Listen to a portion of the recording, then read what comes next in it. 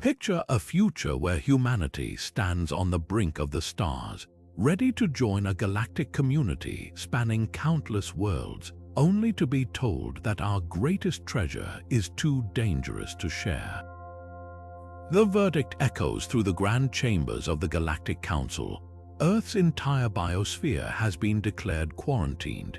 Every plant, every animal, every fruit and vegetable we've cultivated for millennia is now labeled Class 10 contraband, not because it's poison, but because it's too powerful. In a single, stunning proclamation, our homeworld has been branded a threat to galactic stability, all because of the incredible potency hidden within the foods we've always taken for granted. In that chamber, Ambassador Chen's voice rings out, sharp with defiance and disbelief. He slams his fist on the polished alien table and demands, "You call our heritage a weapon?" It's a moment that captures the heart of this extraordinary conflict, a clash between human pride and alien fear, between what we see as life-giving sustenance and what they see as an unpredictable, overwhelming force. But even as the Council turns its back on Earth, there are those who refuse to accept this judgment. Far above our planet, in the silent void just outside restricted space, a smuggler's ship slips through orbital defenses. Its mission, to prove that what the galaxy calls contraband might just be the very thing that saves it. This isn't just a story about rules and rebellion. It's about what happens when something as simple as an apple or a grain of rice becomes more revolutionary than any weapon. It's about the hidden strength in Earth's soil, a strength so profound that it reshapes bodies, defies limits, and challenges everything the universe thought it knew about life itself. Today, we're going to explore why Earth's food is illegal because it's too powerful. We'll uncover the science behind this astonishing potency, follow the daring smugglers risking everything to share it, and ask what it truly means when the humblest parts of our world become the most feared objects in the galaxy. So settle in, because this journey is just beginning. Kaelen's ship, the Starlight Marauder, slipped through the planetary defense grid like a ghost through a sieve. His cloaking system hummed at the edge of its capacity, every alarm on his console silently screaming at the proximity to Earth's automated patrol drones. He wasn't here for relics or forgotten technology. His client's request had been bizarrely simple, almost insulting in its vagueness: one crate of anything green. For a payment that could retire him 10 times over, he'd agreed to become a grocery thief on the most forbidden planet in the galaxy. Breaking through the cloud layer, his breath caught in his throat.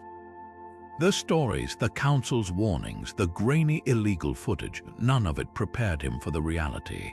The world below was a breathtaking tapestry of life, a riot of colors so intense they seemed to vibrate against his retinas. Emerald canopies of trees stretched for miles, dotted with fruits of impossible reds, deep purples, and sun-kissed yellows. The air his sensors pulled in for analysis was so rich with organic compounds and complex scents that the ship's bioscanner initially flagged it as a chemical weapon. It smelled of damp soil, blooming flowers, and a sweetness he couldn't name, a fragrance that felt ancient and alive. He sat down in a clearing that was once someone's orchard, now a magnificent tangle of nature reclaiming its space. The grass came up to his knees, each blade seeming thicker and more vibrant than any hydroponic cultivar he'd ever seen. He knelt, running a gloved hand over the soil. It was dark, rich, and teeming with tiny insects. This wasn't just dirt, it was a universe in miniature, a complexity of ecosystems the sterile galaxy he knew had long since forgotten. His mission felt suddenly trivial, yet monumentally profound. He wasn't just picking a plant, he was stealing a piece of a living world the universe had tried to erase. He reached for a low-hanging apple, its skin a perfect deep red streaked with gold. As his fingers closed around it, the sheer density of the fruit surprised him. It came away from the branch with a soft snap, releasing a scent so wonderfully sharp and sweet it cut through his helmet's filters. For a moment, he understood nothing of the Council's fear, only their loss. This was a treasure beyond any currency. Then the air changed. A low, rumbling growl echoed from the shadows of the gnarled trees, a sound that was less noise and more a physical vibration in the chest. Kaelen froze, the apple clutched in his hand. From the deep gloom, pairs of eyes ignited like emerald coals. They emerged silently, wolves, but like none that had ever walked Earth naturally. They were giants, their shoulders level with his chest, muscles coiled beneath pelts of silver and shadow. Genetic enhancements were visible in the impossible intelligence in their gaze, the calculated way they fanned out to cut off his retreat to the ship. They weren't just animals, they were guardians, the first line of defense for a world that had learned to protect its most valuable assets from thieves just like him. Kaelen's heart hammered against his ribs, every instinct screaming at him to run, but his body locked in a primal freeze. The lead wolf took a single step forward, its massive head low, lips pulled back to reveal teeth that looked more like daggers. There was no growl this time, only a silent, deadly promise. In that split second, survival overrode mission parameters. He didn't think, he just moved. With a desperate heave, he threw the apple he still held directly at the closest wolf's head.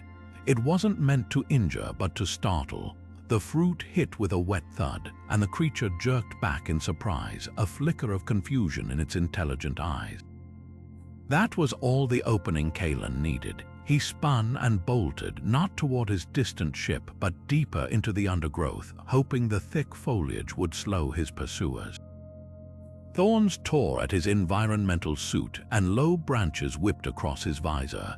Behind him, the sound of crashing movement and heavy, panting breaths told him the pack was giving chase, but they were larger, forced to navigate the dense thicket where he could just barely squeeze through. He stumbled into a small, sun-drenched patch of ground, his boot catching on a root and sending him sprawling. As he pushed himself up, his gloved hand landed in a tangled bush heavy with small, dark purple berries. They looked like nothing he'd ever seen in a galactic produce market, their surfaces almost black, gleaming with a dewy, unnatural sheen. His suit's external sampler port was clogged with dirt, and his oxygen recycler was whining from the sprint, struggling with the planet's overwhelmingly rich atmosphere. A wave of dizziness hit him, a combination of adrenaline and oxygen toxicity. He was hyperventilating, his vision starting to tunnel. Out of pure, desperate instinct, his fingers closed around a cluster of the berries. He fumbled with his helmet's manual release, the hiss of equalizing pressure deafening in the sudden quiet of the clearing. The air that hit his face was a physical blow, thick, humid, and laden with 1,000 alien scents. Before he could second-guess the insane risk, he shoved the handful of berries into his mouth. The taste was an explosion. Tartness burst across his tongue, followed by an intense, deep sweetness that was somehow both familiar and utterly alien. It was the taste of life itself, condensed and potent. The effect was not gradual, it was instantaneous and overwhelming. The dizziness vanished, replaced by a hyper-clarity so sharp it was almost painful. His vision, which had been blurry at the edges, snapped into a resolution he didn't know was possible. He could see the individual veins on a leaf 10 meters away, count the pollen grains drifting in a sunbeam. A chronic, dull ache in his knee, a souvenir from a bad landing on a low-grav moon, vanished completely, the joint feeling stronger and more supple than it had in years. But the most profound change was the energy. It wasn't the jittery, artificial spike from a stim shot. It was a deep, resonant surge of pure vitality that seemed to emanate from his very cells. He felt like he could run back to his ship without ever needing to catch his breath, like he could lift the marauder with his bare hands. As he scrambled to his feet, a shrill, panicked alarm blared directly into his ear from his suit's internal comm. It was his ship's AI, its normally calm synthetic voice laced with urgency. "Captain, your biological readings are spiking beyond all known parameters.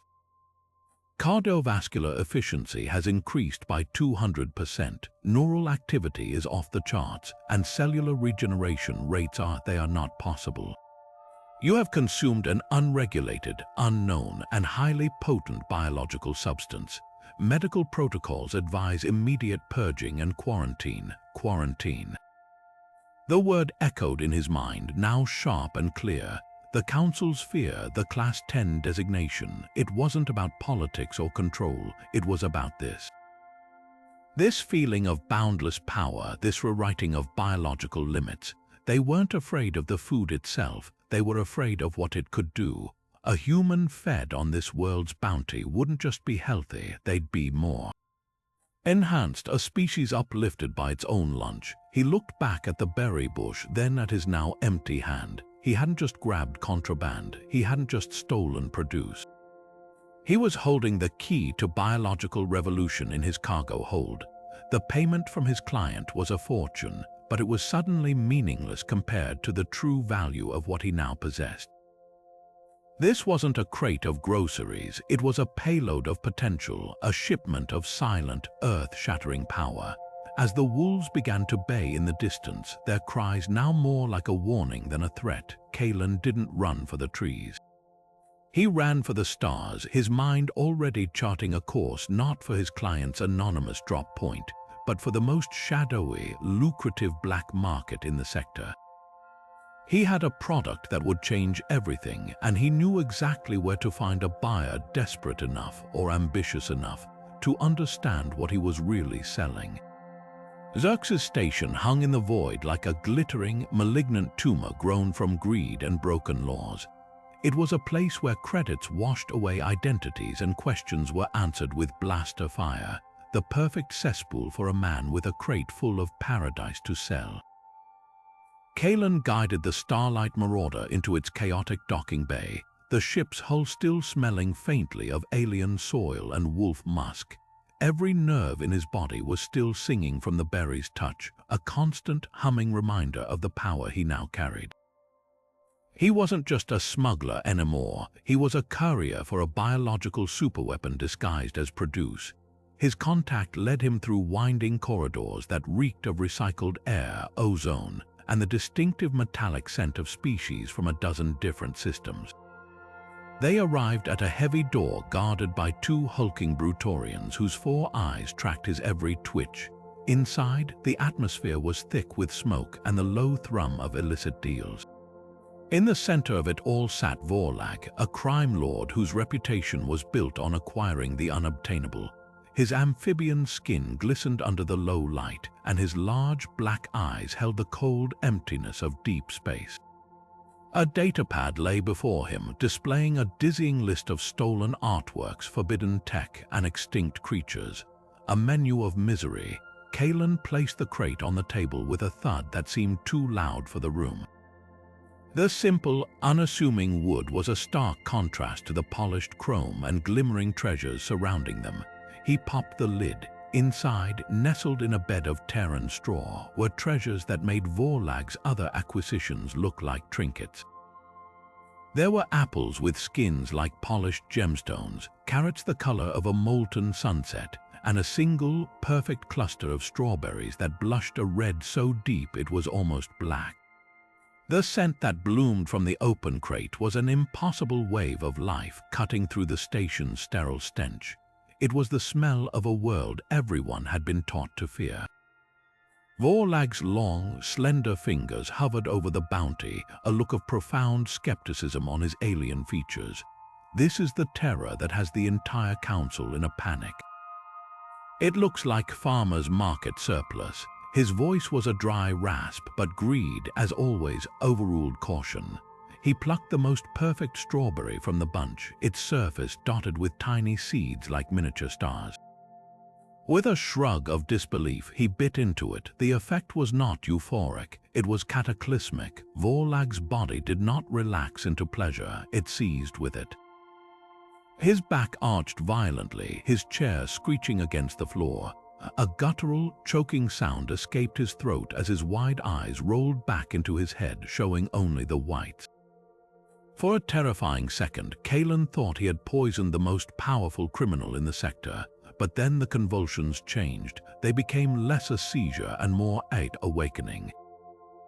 Vorlag's limbs trembled not with weakness, but with a surging, raw energy that visibly rippled beneath his slick skin. The chronic tremor in his left hand, a nervous system defect he'd had since birth, vanished completely.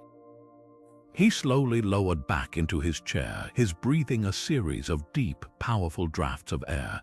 When his eyes focused again, they were no longer cold and empty. They burned with a terrifying primal fire. He stared at his own steady hands as if seeing them for the first time. The reports, the warnings, they were not exaggerations. His voice was no longer a dry rasp, but a resonant, powerful hum that vibrated in the chest. They were understatements. He looked from his hands to Kaelen and then to the half-eaten strawberry, its juices staining his fingers like blood. "This is not food." The words were not whispered in awe, but declared with the force of a galactic edict. "This is a system shock, a biological revolution in a bite. You haven't brought me fruit, human. You have brought me the end of one universe and the beginning of another." He was reaching for the calm to transfer the astronomical payment when the world exploded. The heavy door blew inward in a shower of molten metal and composite splinters. Through the smoke, figures clad in the stark white armor and mirrored helmets of the Galactic Council enforcers stormed the room. Their movements were a synchronized ballet of lethal intent. Blaster fire erupted, sizzling past Kaelen's head and vaporizing a priceless statue in the corner. The lead enforcer's voice, amplified and distorted by his helmet, cut through the chaos like a vibro blade. "By order of the Galactic Council, all of you freeze. Seize the terrestrial contraband. The Earth spawn is to be taken alive." Vorlag, surging with the strawberry's impossible energy, moved with a speed that defied his species' biology. He wasn't fleeing, he was a predator. He overturned the massive metal table with a roar, using it as a shield that rang with the impact of a dozen plasma bolts. His own guards, shocked into action, returned fire, turning the luxurious den into a deadly crossfire. In that single moment of chaos, Kaelen acted. His own enhanced reflexes, a gift from the berries, made the world seem to move in slow motion. He saw the path, a gap between two enforcers distracted by Vorlag's sudden ferocity. He didn't go for the credits, he went for the crate. Slamming the lid shut, he heaved the entire box into his arms and dove through the gap, a plasma bolt searing the air where his head had been a split second before. He hit the corridor at a full sprint, the shouts and screams and the sizzle of energy weapons fading behind him as he plunged into the chaotic labyrinth of Xerxes Station. He was no longer just a smuggler who had pulled a job. He was a wanted man, hunted by the most powerful government in known space, and the only thing standing between him and a life spent in a maximum security void cell was a box of fruits and vegetables that held the power to overturn the galaxy itself. The Starlight Marauder hurtled through a dead system, its engines silent, its transponder broadcasting the ghost signal of a long decommissioned freighter. In the dim light of the cargo hold, Kaelen watched the woman who might be his salvation or his doom. Dr. Aris was a ghost from the Council's past, a xenobiologist of legendary brilliance whose name had been scrubbed from all official records after she'd published a series of papers questioning the very foundations of their biosecurity protocols. Her lab, crammed into the corner of his ship, was a chaotic nest of repurposed equipment and salvaged tech, a stark contrast to the sterile, sanctioned laboratories of the core worlds. She held the apple core Kaelen had saved from his frantic escape, her hands encased in thin sensor gloves that hummed with power. Her instruments probed the decaying flesh of the fruit, and the readouts that flickered across her main screen weren't just numbers and graphs, they were a screaming symphony of biological impossibility. "Do you understand what you've done?" she whispered, her voice a mix of awe and terror. She didn't look at him, her eyes locked on the cascading data. "You haven't just violated a quarantine, you've broken a seal on Pandora's box. This simple piece of fruit, it's a key." She zoomed in on a molecular visualization, a complex, shimmering dance of proteins and compounds that made no sense to Kaelen. The Council's public stance is that Terran biomatter is a Class 10 hazard because it's incompatible with galactic biology, a poison, a destabilizing agent. That is a lie so profound it defies comprehension. Her finger stabbed at a particular cluster of molecules that pulsed with a faint golden light. It's not incompatible. It's too compatible. Its nutrients, its phytochemicals, they don't just sustain life, they engage with it on a fundamental level. They seek out dormant genetic sequences, repair telomeres, optimize neural pathways. They don't feed the body, they rewrite it. They enhance abilities far beyond what any species believes to be its natural limit. She finally turned to him, and the intensity in her gaze was overwhelming. That apple isn't just food, Kaelen. It's a software update for your DNA. A single, sustained diet of this would create a population of super beings stronger, faster, smarter, with regenerative capabilities that would make them nearly impervious to disease or age. The Council isn't afraid of it being a poison. They're terrified of it being a promise of a power they cannot control, a biological arms race that would shatter their carefully maintained hierarchy of species. They fear this power falling into the wrong hands, or frankly, any hands at all. Their entire galactic order is built on a foundation of controlled, manageable biological potential. This shatters that foundation. She tossed the apple core into a biocontainment unit where it was instantly vaporized. They exiled me for asking questions they didn't want answered. But the answers are here in this data and in the source. We have to go to the source, Kaelen.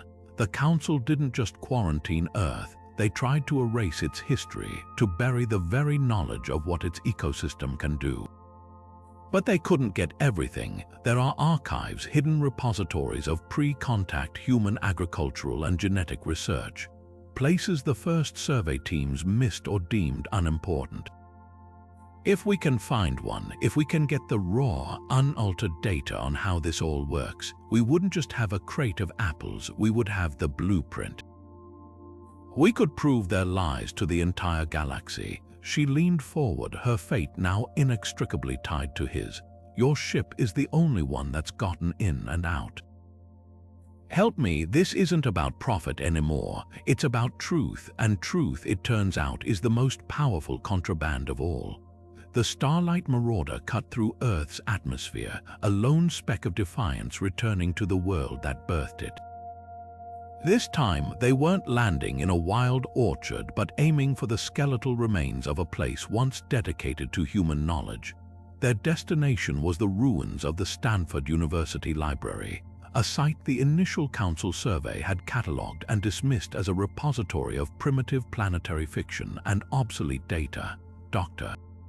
Aris believed otherwise. She was convinced that the truth wasn't in the grand declarations of governments, but in the forgotten footnotes of history, in the raw, unfiltered records of those who had been there at the beginning. They touched down in a courtyard overrun with ivy so thick and vibrant it had cracked the ancient pavement. The library itself was a cathedral of loss, its grand columns now supports for creeping vines, its shattered windows looking out like the empty eyes of a skull. The air inside was heavy with the scent of damp paper, decay, and the profound silence of a place abandoned by time. Their boots crunched on pulverized plaster and glass as their helmet lights cut beams through the oppressive gloom, illuminating swirling motes of dust that looked like frozen stars. Aris led the way with a feverish determination, her scanner pinging as it sifted through the electromagnetic ghosts of a dead data network. They would have targeted central servers first, she murmured, her voice echoing in the vast, hollow space. But local archives, physical backups, sometimes the old ways are the hardest to erase. Her scanner chirped insistently, and she knelt, brushing centuries of grime from a metal plate on the floor marked Special Collections Cold Storage. With Kaelen's help, they pried up the heavy hatch, revealing a staircase descending into absolute darkness, a time capsule sealed by collapse and neglect. The room below was a small, climate-controlled vault, or it had been. The power was long dead, but the shielding had done its job. Rows of sturdy data crystals sat in neat cradles, their surfaces dulled but intact. Eris's hands trembled as she slotted one into her portable reader. The holoscreen flickered to life, resolving not into dry text, but into the grainy, frantic image of a man in a coalition army uniform, his face smudged with dirt and sweat. The timestamp placed it in the first month of the so-called integration period. The soldier was catching his breath, leaning against the hull of a battered rover. Log entry 7-3, Captain James Miller, the fighting outside Jakarta. It's like nothing we trained for. Their energy weapons cut through our armor like it's foil, but we're holding. It doesn't make sense. He shook his head, a look of bewildered awe on his face. Medics are reporting something impossible. Grievous wounds that should be fatal are clotting in minutes. Shrapnel is being pushed out of muscle tissue on its own. We're tired, sure, but the boys, they're bouncing back after a few hours rest and a hot meal. It's the food, sir, I'm sure of it. The troops that are still on full homeworld rations, the ones who haven't switched to the processed junk the visitors provided. They're healing faster, fighting harder. It's like they're fueled by something more. The recording cut to another scene, this one from a stark, clean room aboard a Galactic Council ship. A tall, avian counselor, his feathers ruffled in clear agitation, was addressing someone off-screen. His voice was cold, clipped, devoid of any emotion but stark calculation. The data is irrefutable. Their baseline biological performance increases exponentially when sustained on unprocessed Terran biomass. It is not a weapon we can seize or a technology we can dismantle. It is woven into their very ecosystem. This potency creates an inherent, unmanageable imbalance. We cannot allow a species with such a biological advantage to integrate freely. It would undermine every structure of power and control we have established across 5 millennia. The solution is not negotiation, it is negation. We must remove the advantage at its source. Quarantine the entire biosphere, ban it all. In the silence of the vault, the words hung in the air, heavier than the dust. Dr. Aris let out a sharp, involuntary gasp, her hand flying to her mouth. Her eyes were wide, not with surprise, but with the horrifying vindication of a theory proven true. It was never about safety, she whispered, the words trembling with a mix of fury and triumph. It was never about incompatibility or galactic security. They knew exactly what our world offered. They outlawed it for control. They made our birthright illegal because it made us too powerful to control. That single damning word, control, seemed to trigger something. A proximity alarm blared through their suit comms, shrill and urgent. Kaelen's head snapped up. On his wrist-mounted scanner, a cluster of red icons materialized from the upper atmosphere, descending with lethal intent. Enforcer ships, he barked, already moving.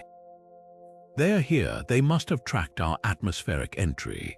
Above them, the ruined library echoed with a new sound, the deep, thunderous whine of powerful engines and the screech of metal on stone as gunships settled on the rubble outside. The hunt was over. They had found the truth, and in doing so, they had led their hunters right to it. The sound of tearing metal and crumbling stone echoed through the cavernous library as the enforcers began their methodical breach.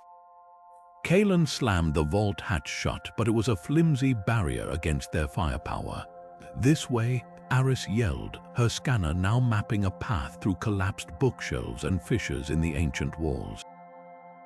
They burst out of a side entrance into the blinding daylight of a world reclaiming its own. The city around them wasn't just a ruin, it was a new kind of jungle, a fortress of concrete and chlorophyll. Skyscrapers were draped in thick blankets of ivy, streets were canyons choked with 20-foot-high thickets, and the asphalt was a mosaic of hardy weeds and hardy saplings. Plasma bolts sizzled past them, vaporizing leaves and scarring stone, the acrid smell of ozone clashing violently with the sweet, heavy perfume of blooming jasmine and damp earth. The enforcers moved with a terrifying, synchronized efficiency. their white armor stark against the green and grey landscape. They were not just soldiers, they were gardeners of a terrible order, weeding out the unwanted life. Kaelen returned fire with his pulse rifle, the shots forcing two of them to take cover behind the moss-eaten husk of a ground vehicle. "They're herding us." He shouted over the din of the firefight and the distant hum of their dropship. "They want us away from the ship." Aris, stumbling over a gnarled root, fell hard against a rusted iron fence. Behind it, thriving in the rich, neglected soil of what was once a community garden, was a patch of plants so dark green they were almost black, spinach. It had bolted, gone to seed, and grown to a monstrous size, its leaves as large as dinner plates.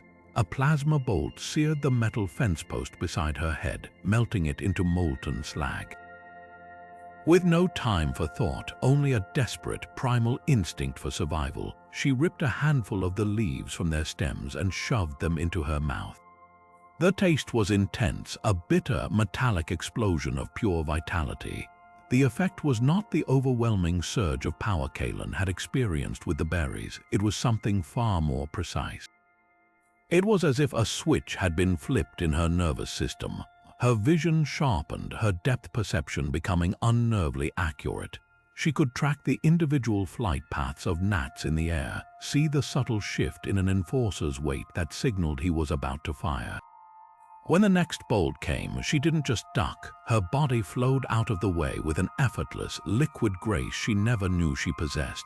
She rolled to her feet, her movements a ballet of perfect economy and impossible speed.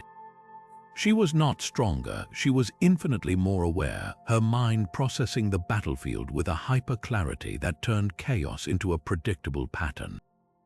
Kaelen watched stunned as she moved. She became a phantom, darting between cover with a speed that made the heavily armored enforcers seem slow and clumsy.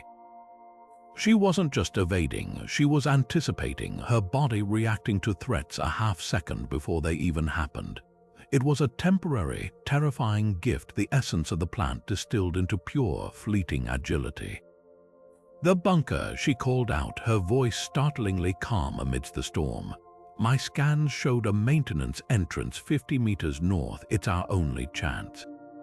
He covered her, laying down suppressing fire as she led the way, a green-flecked sprite moving through a deadly gauntlet.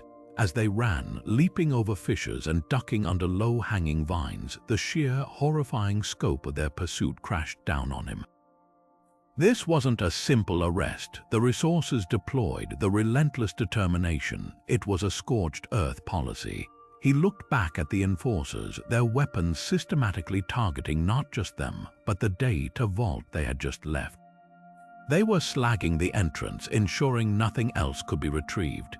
"They're not just enforcing laws," Kaelen roared, the truth of it fueling his own desperate sprint. The words weren't just for Aris, they were a revelation screamed into the uncaring air of his homeworld. They're erasing evidence, they're burning the library all over again. They reached a seemingly solid wall of overgrowth, but Aris, her enhanced senses pinpointing the exact outline, tore away a curtain of ivy to reveal a rusted, reinforced steel door set into a concrete embankment. The keypad was dead, the mechanism frozen by centuries of neglect. With a strength born of pure adrenaline, Kaelen jammed the barrel of his rifle into the narrow gap between the door and its frame and heaved. Metal shrieked in protest. For a terrible second, nothing happened.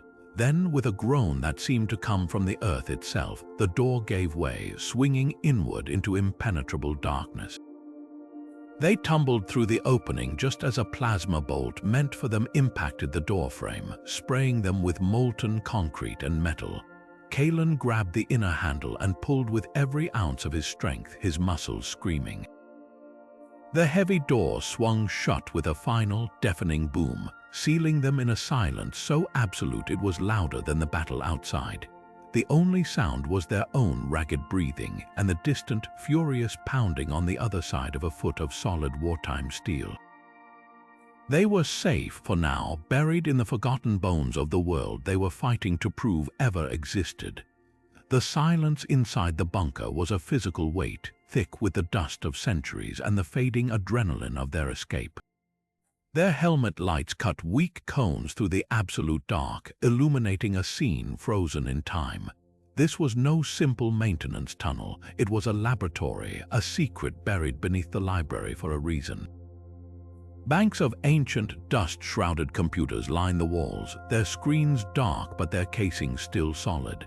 In the center of the room, a crystalline data spire sat on a pedestal, its core flickering with a faint, persistent light, a single surviving backup waiting. Dr. Aris approached it with the reverence of an archaeologist uncovering a holy text, her fingers, still tingling with the unnatural agility granted by the spinach, found a familiar-looking port on the pedestal. She connected her portable reader. The holoscreen above the spire flickered, then resolved into the image of a woman with a weary but determined face, her lab coat stark white against the grim surroundings. A header identified her as Dr. Lena Petrova, lead researcher, Project Vitalis. The timestamp was mere days before the first official council landings. The final analysis is conclusive, Dr. Petrova began, her voice strained but clear. Our work here, initially intended to address global food shortages, has uncovered something far more profound. The biopotency of Earth's flora isn't an anomaly, it's a symphony, a perfectly evolved interaction of soil microbiota, complex phytochemicals, and adaptive genetics. The holograms shifted, displaying stunning molecular models. We've successfully synthesized the key compounds. A single concentrated dose can purge the plague of xylose in hours. A sustained, modified regimen reverses cellular degradation in the aging hive minds of Cygnes. We can end galactic famine. We can cure diseases the core worlds have accepted as incurable for millennia. Her image leaned closer, her expression hardening into one of grim realization. We shared our preliminary findings with the Galactic Council's advanced team, hoping to present this as a gift, a foundation for true integration. She shook her head, a gesture of profound disappointment. Their response was not gratitude, it was fear. They questioned the uncontrolled nature of our organic technology. They spoke of market destabilization and biological dependency. We now believe their intent is not to integrate but to supplant. They will declare our world quarantined, and they will offer their own patented, synthetic, and utterly inferior substitutes to the galaxy substitutes that create the very dependency they falsely accused us of. This data must survive. They cannot be allowed to hide this truth. The future of countless lives depends on the recording cut off abruptly. In its place, the same avian counselor from the military log appeared, his features arranged in a mask of cold authority. This was a different message, an official council addendum forcibly appended to the file. By decree of the Galactic Council, the avian stated, his voice devoid of all emotion. The research-designated Project Vitalis is hereby classified as a Tier 1 existential threat. All data is to be expunged, all personnel are to be mind-wiped. The premise of terrestrial biological superiority is a dangerous fallacy, a pathogen of thought that threatens galactic stability. The Council alone shall provide for the health and nourishment of its member species. This is not a negotiation, it is the law. The hologram vanished, leaving them in the dim silence, the Councilor's final words hanging in the air like poison. Dr. Aris stood perfectly still, the weight of the revelation pressing down on her. It was worse than she had ever theorized. It wasn't just about control through fear, it was control through forced scarcity. The Council hadn't just locked away a dangerous weapon. They had locked away the cure for countless ills to ensure every species in the galaxy remained forever dependent on them for survival. They had manufactured a crisis to cement their power. Her hands, which had been trembling, slowly clenched into fists. The awe and terror were gone, burned away by a pure, white-hot fury. "It's a monopoly," she said, her voice low and shaking with intensity. the biggest, most cruel monopoly in history. They didn't just make our food illegal. They made hope itself contraband to protect their profits and their power. We don't just have to get this data to the public, we have to get it to the people who are starving. To the people who are dying of diseases the Council claims are unbeatable. We have to show the galaxy that the cure they've been praying for has been here all along, locked away by the very ones who promised to protect them. A low, rhythmic thumping began to echo through the bunker, a grim counterpoint to her resolve. It was the sound of deliberate, powerful impacts on the main entrance door they had sealed behind them. Then a new sound joined it, the high-pitched whine of plasma cutters biting into metal somewhere above them. They were not just pounding the door, they were cutting their way in from the surface. Kaelen scrambled to a dusty viewport, wiping away the grime with his sleeve. Outside, through a thick pane of reinforced glass, he saw them.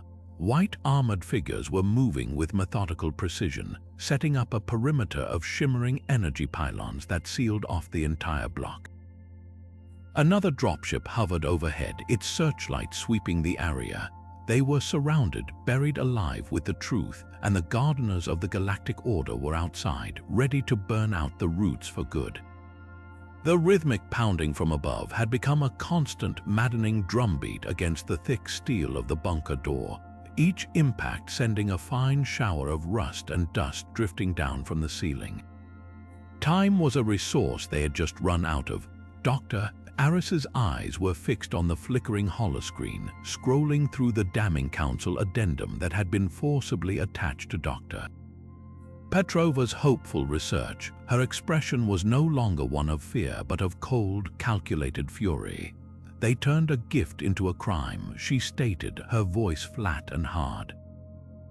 They don't get to bury this anymore. Her fingers flew across the console of the ancient terminal, bypassing security protocols that were centuries out of date. With a series of sharp clicks and a low hum of awakening power, she rerouted the bunker's emergency communications array. This system was built for planetary catastrophes, she explained, her words coming in a rapid, focused stream. It has a direct, high-bandwidth hardline to the old orbital data relays. The Council decommissioned them, but the physical connections are still there. It's a backdoor they forgot to wall up. A grainy, public-access galactic news feed flickered to life on the main screen, a bland report on tariff negotiations between two minor systems. It was the perfect cover. Kaelen watched her work, the reality of their next step dawning on him. They needed more than data packets and dry testimony. They needed a symbol, something visceral, something undeniable that would cut through the Council's lies and speak directly to every being watching. His gaze fell on their one remaining crate of cargo. He reached inside and pulled out a single, perfect tomato, its skin a deep, vibrant red, so ripe it felt warm and heavy in his palm. It was life condensed. It was the truth. Without a script, without a plan, he stepped in front of Aris's jury-rigged camera feed. His face, smudged with dirt and sweat, replaced the news anchor on the galactic stream. He held the tomato up to the lens. "They told you this was a weapon," he began, his voice rough but steady, cutting across thousands of channels. "They told you it was poison. They told you to fear the very soil of Earth." He could see the live viewer count on a secondary monitor begin to tick upward, first by the dozens, then the hundreds, then skyrocketing into numbers he couldn't comprehend. The galaxy was stopping to watch. He brought the tomato to his mouth and bit into it. The flesh gave way with a juicy, audible crunch that seemed absurdly loud in the tense silence of the bunker. Rich red juice dribbled down his chin. Taste, no poison, just power. As he swallowed, the effect was immediate, just as it had been in the orchard. The fatigue from the firefight and the frantic run seemed to evaporate. The shallow gash on his temple from flying debris, which had been steadily oozing blood, began to visibly pull itself together. The live feed, now being captured by 1 million viewers on 1 million worlds, showed the wound closing, the skin knitting itself back to a smooth, unbroken state in a matter of seconds. The chat feeds and reaction panels on the monitor exploded into a chaotic storm of disbelief, shock, and awe. It was at that exact moment of undeniable televised proof that the main bunker door finally gave way. With a shriek of tortured metal, it blasted inward, slamming against the wall. Through the smoke and debris, the stark white forms of the enforcers advanced, their weapons raised. The lead officer's amplified voice boomed through the chamber. "Terminate the broadcast, seize them." Aris didn't even look up. Her hands were a blur over the console. "The data is away," she screamed, her voice triumphant and desperate all at once. "It's flooding the net, the truth is out." She slammed her palm down on a final key, and the entire terminal sparked and died, its purpose served. She turned to Kaelen, her eyes wide, not with fear, but with a fierce, blazing victory. "Run." Kaelen grabbed her arm, pulling her backward into the deeper darkness of the bunker's maintenance tunnels just as a volley of plasma fire turned the console behind them into a molten wreck. They were hunted, cornered, with no clear escape, but as they fled into the unknown dark, the echo of Aris's cry hung in the air behind them, now being repeated on 1,000 rebroadcasts across the galaxy. The truth was no longer a secret buried in a vault. It was a virus, and it had just found its patient zero. High Chancellor Tovos watched the feed from his throne-like command chair, the vibrant red of the tomato juice a violent splash of color against the stark, muted tones of the Council's primary command center. The furious chatter of 1,000 different species flooded the comms, a rising tide of disbelief and burgeoning hope that threatened to drown out the Council's carefully curated narrative. His thin, scaly lips pulled back from his teeth in a silent snarl. This wasn't a breach of security. It was a detonation at the very foundations of their power. The human hadn't just leaked data. He had performed a miracle on live galactic television, and miracles were the most contagious, uncontrollable force in the universe. He slammed a clawed hand on the arm of his chair, silencing the room. "Contain this." His voice, usually a measured instrument of control, was a whip crack of pure, undiluted fury. "I don't care what it takes. I want that signal scrubbed from the net. I want those 2 fugitives eliminated, and I want every being who watched that stream to believe it was a sophisticated deepfake. If the lower systems learn that a single bite of that fruit can free them from a lifetime of dependency on our medical synthesizers and nutrient pastes, our entire economic empire crumbles." The unspoken truth hung in the air, more poisonous than any toxin. Their control was built on a foundation of managed scarcity. Earth's bounty didn't just offer health, it offered independence, and independence was the one thing the Galactic Order could never allow. His orders were swift, brutal, and absolute. A direct command was issued to the battle group stationed at the edge of the Sol system: proceed to Earth. Maximum authorization is granted. Quarantine protocols are now secondary. Your primary objective is the permanent neutralization of the terrestrial biological threat. The cold, bureaucratic language could not hide the monstrous intent. If local forces cannot secure the source of the contagion, you are authorized to escalate to planetary sterilization. It was the unthinkable made policy. They would rather burn a world to cinders, erase a biosphere of unparalleled wonder, than lose their grip on the galaxy. The preservation of their power was worth a planet-sized funeral pyre, but a signal, once unleashed, has a life of its own. Across the sprawling, star-faring civilization, in the dusty marketplaces of desert worlds and the cramped hab units of industrial orbital stations, the grainy, rebel broadcast was being shared and reshared. On the impoverished agricultural colony of Xerxes Minor, a population kept on the brink of famine by council-mandated crop quotas saw the wound on Kaelen's face heal before their eyes. In the plague-ridden slums of Cygnes Beta, where the council sold its costly, slow-acting suppressants, they saw undeniable proof of a cure they could never afford. The reaction was not a polite request for inquiry. It was a roar of long-suppressed rage. It began with a single food distribution center on a mining world, its gates broken down by a crowd no longer willing to accept meager synthetic rations. Then a council medical outpost was overrun by patients demanding real medicine, not patented treatments. The spark became a brushfire, then a wildfire. Uprisings, uncoordinated but unified in purpose, flared across a dozen sectors. The cry was no longer for reform, it was for revolution. They weren't asking for a seat at the table. They were demanding to know why the table had been set with lies while a feast was locked away on a forbidden world. The stage was no longer set for a simple manhunt. It was set for a system-wide war, a battle between the guardians of a crumbling monopoly and a galaxy that had just seen a glimpse of true liberation and found the courage to reach for it. Plasma fire scorched the air where their heads had been just a second before. Huddled behind a collapsed structural beam, Kaelen and Aris braced for the end, the acrid smell of ozone and melted metal filling their lungs. The enforcers had them cornered in the deepest part of the bunker, a dead end with no exits. This was it. The truth was out, but they would be its first martyrs. Kaelen raised his rifle for one final, futile stand when the entire world seemed to tear itself apart above them. The ceiling didn't just crack, it vaporized in a blinding flash of controlled energy. A deafening roar drowned out the enforcers' shouts as a ship, sleek and predatory and unlike any council design, dropped through the newly opened hole, its landing strut slamming down on the bunker floor. Its hull was a patchwork of scavenged armor plates and reinforced welds, the image of a clenched fist holding a stalk of wheat painted crudely on its side.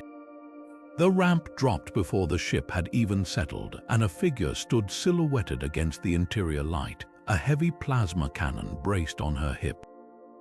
She was human, her face a roadmap of scars and hardened resolve, her eyes burning with a fire that had been stoked for a very long time. She didn't shout a warning. She simply opened fire, the cannon roared, and a wave of concussive energy slammed into the advancing enforcers, not vaporizing them but hurling them back like toys, their white armor cracking against the far wall. In the stunned silence that followed, the woman's voice cut through the smoke, sharp and commanding. "Get on, unless you'd rather stay for the rest of their welcoming committee." They didn't need to be told twice. Scrambling up the ramp, they fell into the ship's hold as it immediately began to rise. Through the closing hatch, they saw more figures in mismatched gear, a mix of species dropped down, quickly and efficiently securing the stunned enforcers with energy binders. This wasn't a rescue, it was a military extraction. The ship, which its captain called the Harvest's Revenge, shot up through the hole and into the sky, leaving the planetary defense grid in utter chaos as it punched through the atmosphere and into the cool silence of space. In the mess hall, the captain introduced herself as Mara. She pushed 2 steaming bowls across the table to them. "Eat, you look like you've been wrestling with a black hole and lost." The smell that rose from the bowls was simple, earthy, and utterly profound. They were potatoes mashed and mixed with a little salt and pepper. "We liberate what we can from forgotten caches," Mara said, her gaze distant for a moment. "My parents, my entire colony on Viridia, they died during the Great Adjustment. That's the fancy name the Council gave to the famine they engineered when they forced us to abandon our own crops for their patented garbage. They didn't just make your food illegal. They used their laws to starve my world into submission. The loss wasn't a memory for her, it was fuel. Your broadcast when that man bit into that fruit and his wound closed, that wasn't just a video. It was a rallying cry. For the first time, the galaxy saw the Council's lie for what it is. You didn't just give us evidence, you gave us hope. As they ate, the effect was immediate but different from their previous experiences. This wasn't a jolt of hyper-awareness or a surge of raw strength. It was a deep, grounding sense of vigor, a feeling of core stability and endurance that settled into their bones. Around them, the multi-species crew members who had also taken a share began to move with a new purpose. a solution engineer, usually lethargic in standard gravity, moved with brisk efficiency, his chronic joint pain visibly eased. A human tech's hands, which usually had a slight tremor from too many stim shots, were suddenly rock steady as she rerouted power. The food was working not as a weapon but as a foundation, making them more of what they already were: healthier, stronger, more resilient. Leaning over a holotable displaying a complex schematic of a massive space station, Mara outlined their target. "That's Granary 7, she stated, her finger tapping the image. The Council's largest classified supply depot in this sector. It's where they stockpile all the humanitarian aid they use to keep systems compliant. Synthetic nutrient pastes, patented medicines, slow-acting vaccines, it's the engine of their control. We hit them where it hurts." The plan was audacious, a direct assault on a heavily fortified Council stronghold. But Mara's strategy was unlike any Kaelen had ever heard. "We're not going in with bombs," she explained, a fierce grin spreading across her face. "We're going in with lunch." She detailed how a small strike team, fueled on the remaining Earth food, would infiltrate the depot. Their mission wasn't just to destroy, but to liberate. They would crack open the storage silos holding the Council's synthetic substitutes, and in their place leave crates of Terran potatoes, grains, and seeds. "We'll sabotage their distribution network and replace their symbol of control with our symbol of liberation," Mara said, her voice ringing with conviction. "We show the galaxy that the Council's cure is a prison, and that true freedom grows in the soil of a world they told us to fear. This isn't a heist. It's an exchange. We're taking their lies and giving them back the truth." The danger was incalculable, the odds were terrifying, but as Kaelen looked around at the faces of the crew, now shining with a health they had probably never known, he understood. They weren't just carrying food into battle, they were carrying a new future for the galaxy, and they were ready to fight for it with every bite. The sterile white corridors of Granary 7 hummed with the quiet efficiency of absolute control. To the enforcers stationed there, the massive supply depot was just another cog in the galactic machine, a place where crates of bland, grey nutrient paste were processed and shipped out to keep 1,000 worlds compliant and dependent. They saw no glory in their duty, only routine, which is why the arrival of a standard inspection team, their credentials forged with a brilliance born of desperate necessity, barely registered as an event. Disguised in the drab uniforms of Council sanitation auditors, Kaelen, Mara, and 2 others from her crew moved through the labyrinthine facility with a confidence that was its own kind of weapon. Their internal sensors, tuned to the unique energy signature of Terran biomatter, led them past countless storage silos until they found their target, Warehouse Gamma.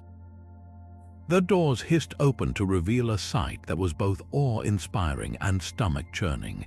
Towering stacks of crates, each stamped with the Council's seal, reached toward the cavernous ceiling. This was the heart of the monopoly, the physical manifestation of the lie. Millions of meals worth of synthetic paste, engineered to sustain life at the most minimal, controllable level, sat waiting to enforce a galactic-wide dependency. The scale of it took Kaelen's breath away. This wasn't just food storage, it was a prison for entire civilizations, built one meal at a time. The plan was elegant in its simplicity. While one of their team created a loop in the security feed and another stood watch, Kaelen and Mara got to work. With practiced ease, they cracked open crates destined for the famine-stricken outer systems. Out came the vacuum-sealed bricks of Council paste, and in went their precious, liberated cargo, carefully packed earth berries, grains, and root vegetables. Kaelen's hands moved swiftly, resealing the containers and applying counterfeit labels that mirrored the originals perfectly. Each swapped crate was a silent bomb, a payload of hope and revolution that would detonate not with a bang, but with a bite on some far-off world that had forgotten what real nourishment felt like. They were 3 crates from finishing when the routine shattered. A patrol of enforcers, their route altered by a last-minute shift change they couldn't have anticipated, rounded the corner. For a split second, there was only the hum of the lights and the stare of mirrored visors. Then, the lead enforcer's hand went to his weapon. "Halt, inspection teams aren't scheduled for this sector today. Identify yourselves." There was no time for lies or bluffs. Mara's hand went to her own concealed blaster, but Kaelen was already moving. His eyes locked onto a smaller, unmarked crate they had brought for just this possibility. He didn't know its exact contents, only Mara's description. "The loudest diversion we've got." With a grunt of effort, he pried the lid off with his bare hands. Inside, nestled in protective foam, were dozens of small, unassuming red peppers. They looked almost decorative, harmless. He grabbed a handful and, with a desperate heave, hurled them at the advancing enforcers. The peppers shattered against the white armor like ripe fruit. For a moment, nothing happened. The enforcers looked down at the red smears on their pristine plates, confused. Then the airborne capsaicin, an evolutionary marvel of defensive chemistry utterly unknown to the galaxy, went to work. It infiltrated helmet filters, bypassing environmental scrubbers designed for toxins, not for the primal, overwhelming signal of heat. The lead enforcer was the first to choke, a strangled gasp escaping his vocoder as the sensation hit his respiratory system. Another clawed at his helmet, his movements becoming jerky and panicked as the spice overloaded his sensory inputs. They weren't being attacked, they were being assaulted by a sensation their bodies had no reference for, stumbling and retching, utterly incapacitated by a force they couldn't comprehend. "Go now," Mara yelled, shoving Kaelen toward the exit. The diversion had worked perfectly, but the blaring alarms it triggered had sealed off the main corridor. They had to split up to navigate the emergency service ducts. Kaelen and one other crew member went one way, Mara and her tech went the other, planning to rendezvous at the extraction point. He heard the shouts, the sound of renewed blaster fire echoing through the metal vents, and then a pained cry cut short by the sickening sound of a stun bolt connecting. His own escape was a blur of frantic climbing and narrow misses, bursting out into a secondary hangar where the Harvest's revenge hovered, its ramp down, covering fire, keeping a squad of enforcers at bay. He scrambled onboard, the ship lurching into motion the second he was clear. He turned, expecting to see Mara right behind him, the ramp closed, sealing them in. "Where is she?" he demanded, his voice raw. The tech who had escaped with him just shook her head, her face pale with horror and grief. Through the closing viewport, Kaelen saw it. A containment field flickered to life in a distant bay door, and within it, held fast by energy binders, was Mara. Her head was held high, her eyes blazing with defiance even in capture. Before the scene vanished as their ship punched into the void, they had the supplies. They had secured a victory, but the cost was the captain herself, now a prisoner in the hands of a regime that had just been publicly humiliated and shown the depth of the rebellion forming against it. Her capture wasn't a setback, it was a declaration of war, and it raised the stakes higher than any of them had ever imagined. The cell was a study in calculated cruelty, a seamless box of featureless white alloy designed to disorient and break. For Mara, time had lost all meaning, measured only in the sharp, electric agony of the neural interrogator's probes and the cold, monotone questions of her captor. The enforcer, a tall, spindly being whose species seemed to have evolved without the capacity for empathy, watched her convulse on the floor with detached curiosity. The location of your base, the names of your co-conspirators, the full extent of your stolen cash. The questions were always the same, the pain always escalating. Her body was a map of fresh bruises and burns, her mind a frayed cord threatening to snap. She gave them nothing but her silence and a glare that promised retribution.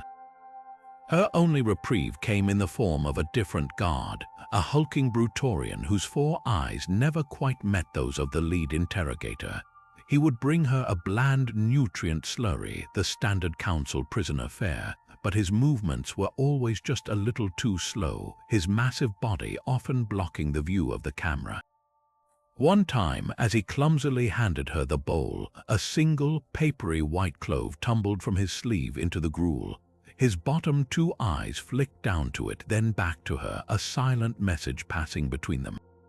Without a word, he turned and left. It looked like nothing, a fragment of something forgotten, but Mara recognized it instantly. Garlic. She wasted no time, crushing the clove between her teeth and swallowing it with a mouthful of the tasteless paste. The effect was not the vibrant surge of energy from the berries or the hyper-clarity of the spinach. This was something deeper, more primal. A fierce, burning warmth spread from her core outwards, a sensation of profound, unshakable fortitude. It felt as if her very blood had been replaced with liquid iron. The lingering aches and pains that had been her constant companions didn't just fade, they were utterly subsumed by this new, overwhelming sense of resilience. When the interrogator returned, he didn't bother with questions this time. He simply activated the probe at its highest setting, a sadistic smirk playing on his thin lips, expecting a scream that would finally shatter her will. The energy arced into her, a jolt that should have sent her into seizures, but Mara merely took a deep, steadying breath. The pain was there, a distant, flickering signal on the very edge of her awareness, but it could not touch the core of her.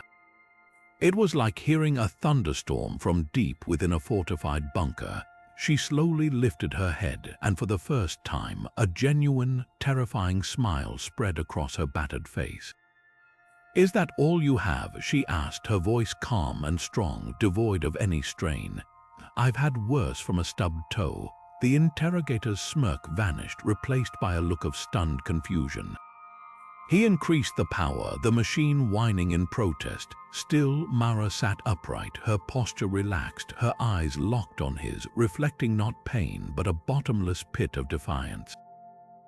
The guard who had given her the garlic chose that exact moment to trip, his massive form crashing into the interrogation console. Sparks flew, and the machine shorted out with a pop and a puff of smoke. In the split second of chaos, Mara moved. The strength flooding her body was pure, undiluted power. She snapped the energy binders on her wrists as if they were made of glass, the fragments scattering across the floor. The interrogator fumbled for his sidearm, but he was far too slow. Mara was on him in a flash, her movements a blur of efficient, brutal precision. A single, reinforced strike to his throat silenced him forever. She turned to the Brutorian guard, who was now standing calmly, having effectively engineered her opportunity. He tossed her a sidearm and a comm unit. "The others are being held on sub-level 5, he grunted, his voice a low rumble. "The ones who spoke out, the ones who asked too many questions about their rations." He was not just a sympathetic guard, he was the first convert from within the enemy's ranks, a testament to the revolution's spreading reach. Mara didn't hesitate. She moved through the detention block like an avenging spirit, her enhanced strength making short work of locks and any enforcers foolish enough to stand in her way. She freed a dozen political prisoners, scholars, doctors, even former low-level council officials who had questioned the official narrative. They followed her, a ragged but determined band, their eyes wide with a mixture of fear and newfound hope.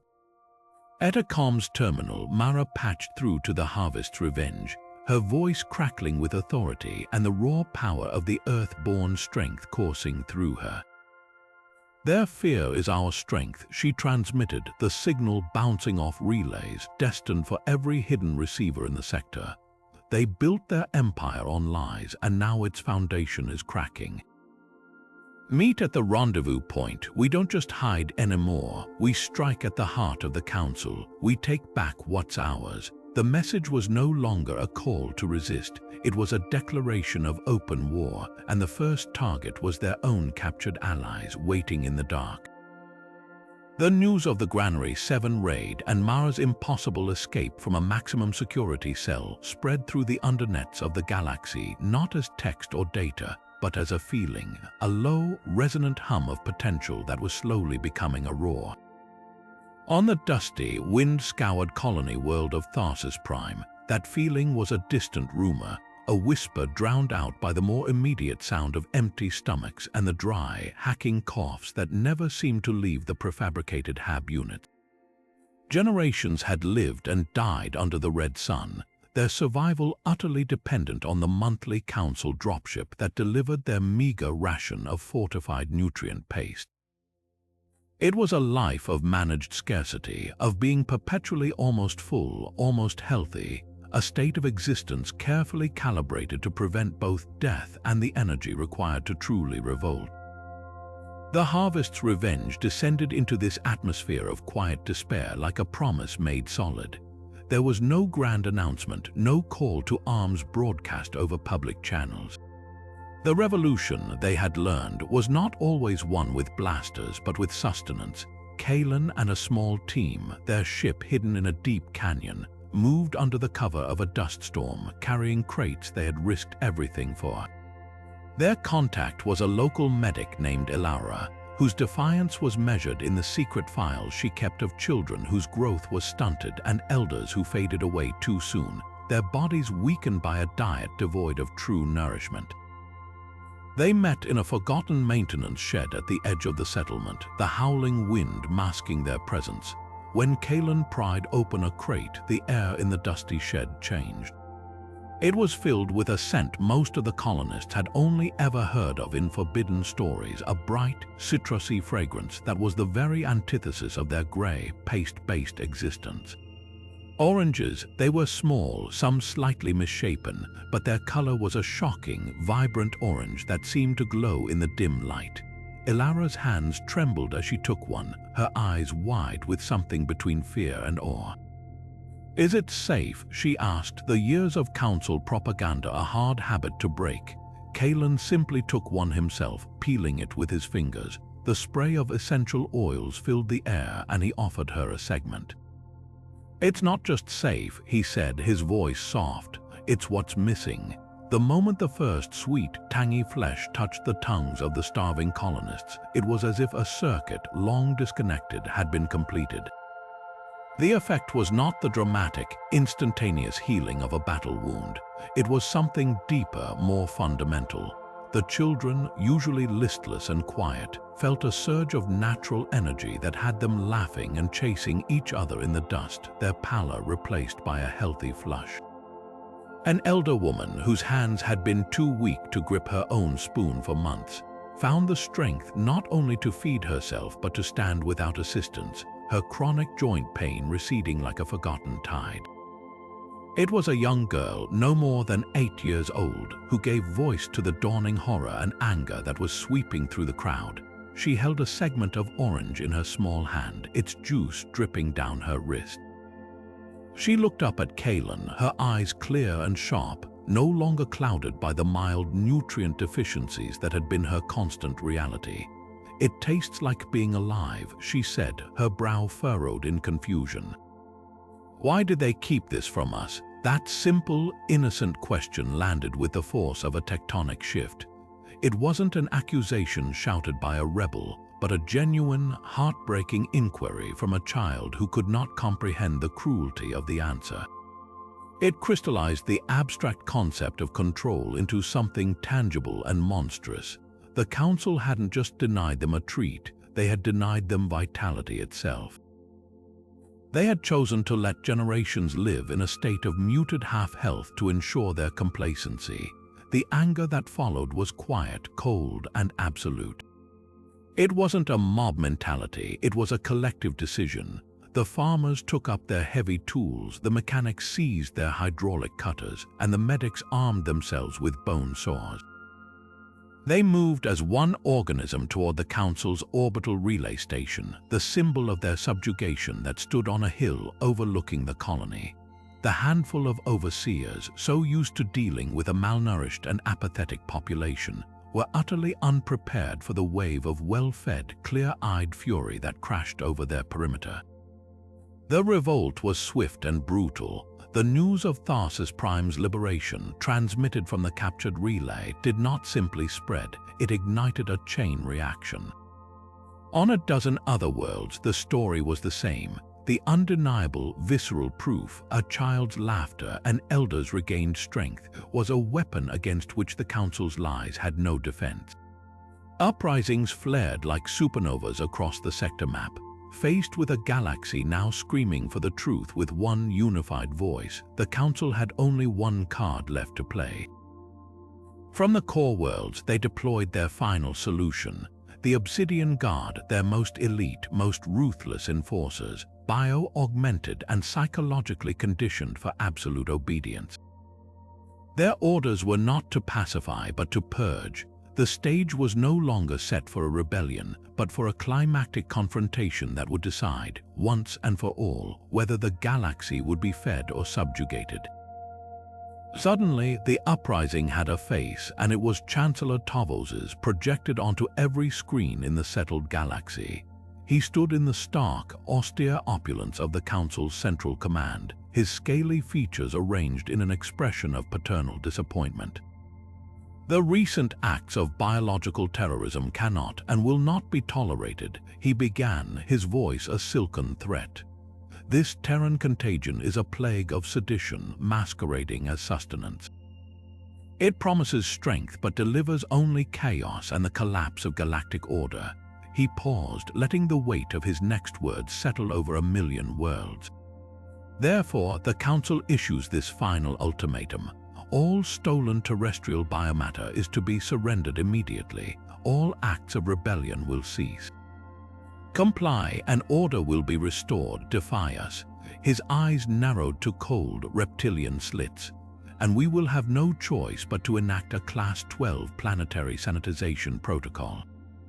We will burn the garden to save the galaxy from its weeds. You have 10 cycles to decide. The message ended, leaving behind a silence thicker than any star.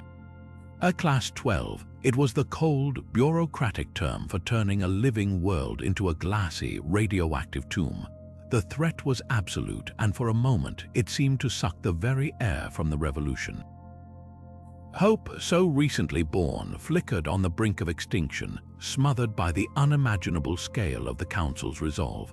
Then, from a hidden transmitter aboard the Harvest's Revenge, a new signal pierced the silence. It was Kaelen, his face still bearing the faint scars of their ordeal, but his eyes held a fire that the Chancellor's threat could not extinguish. He didn't shout.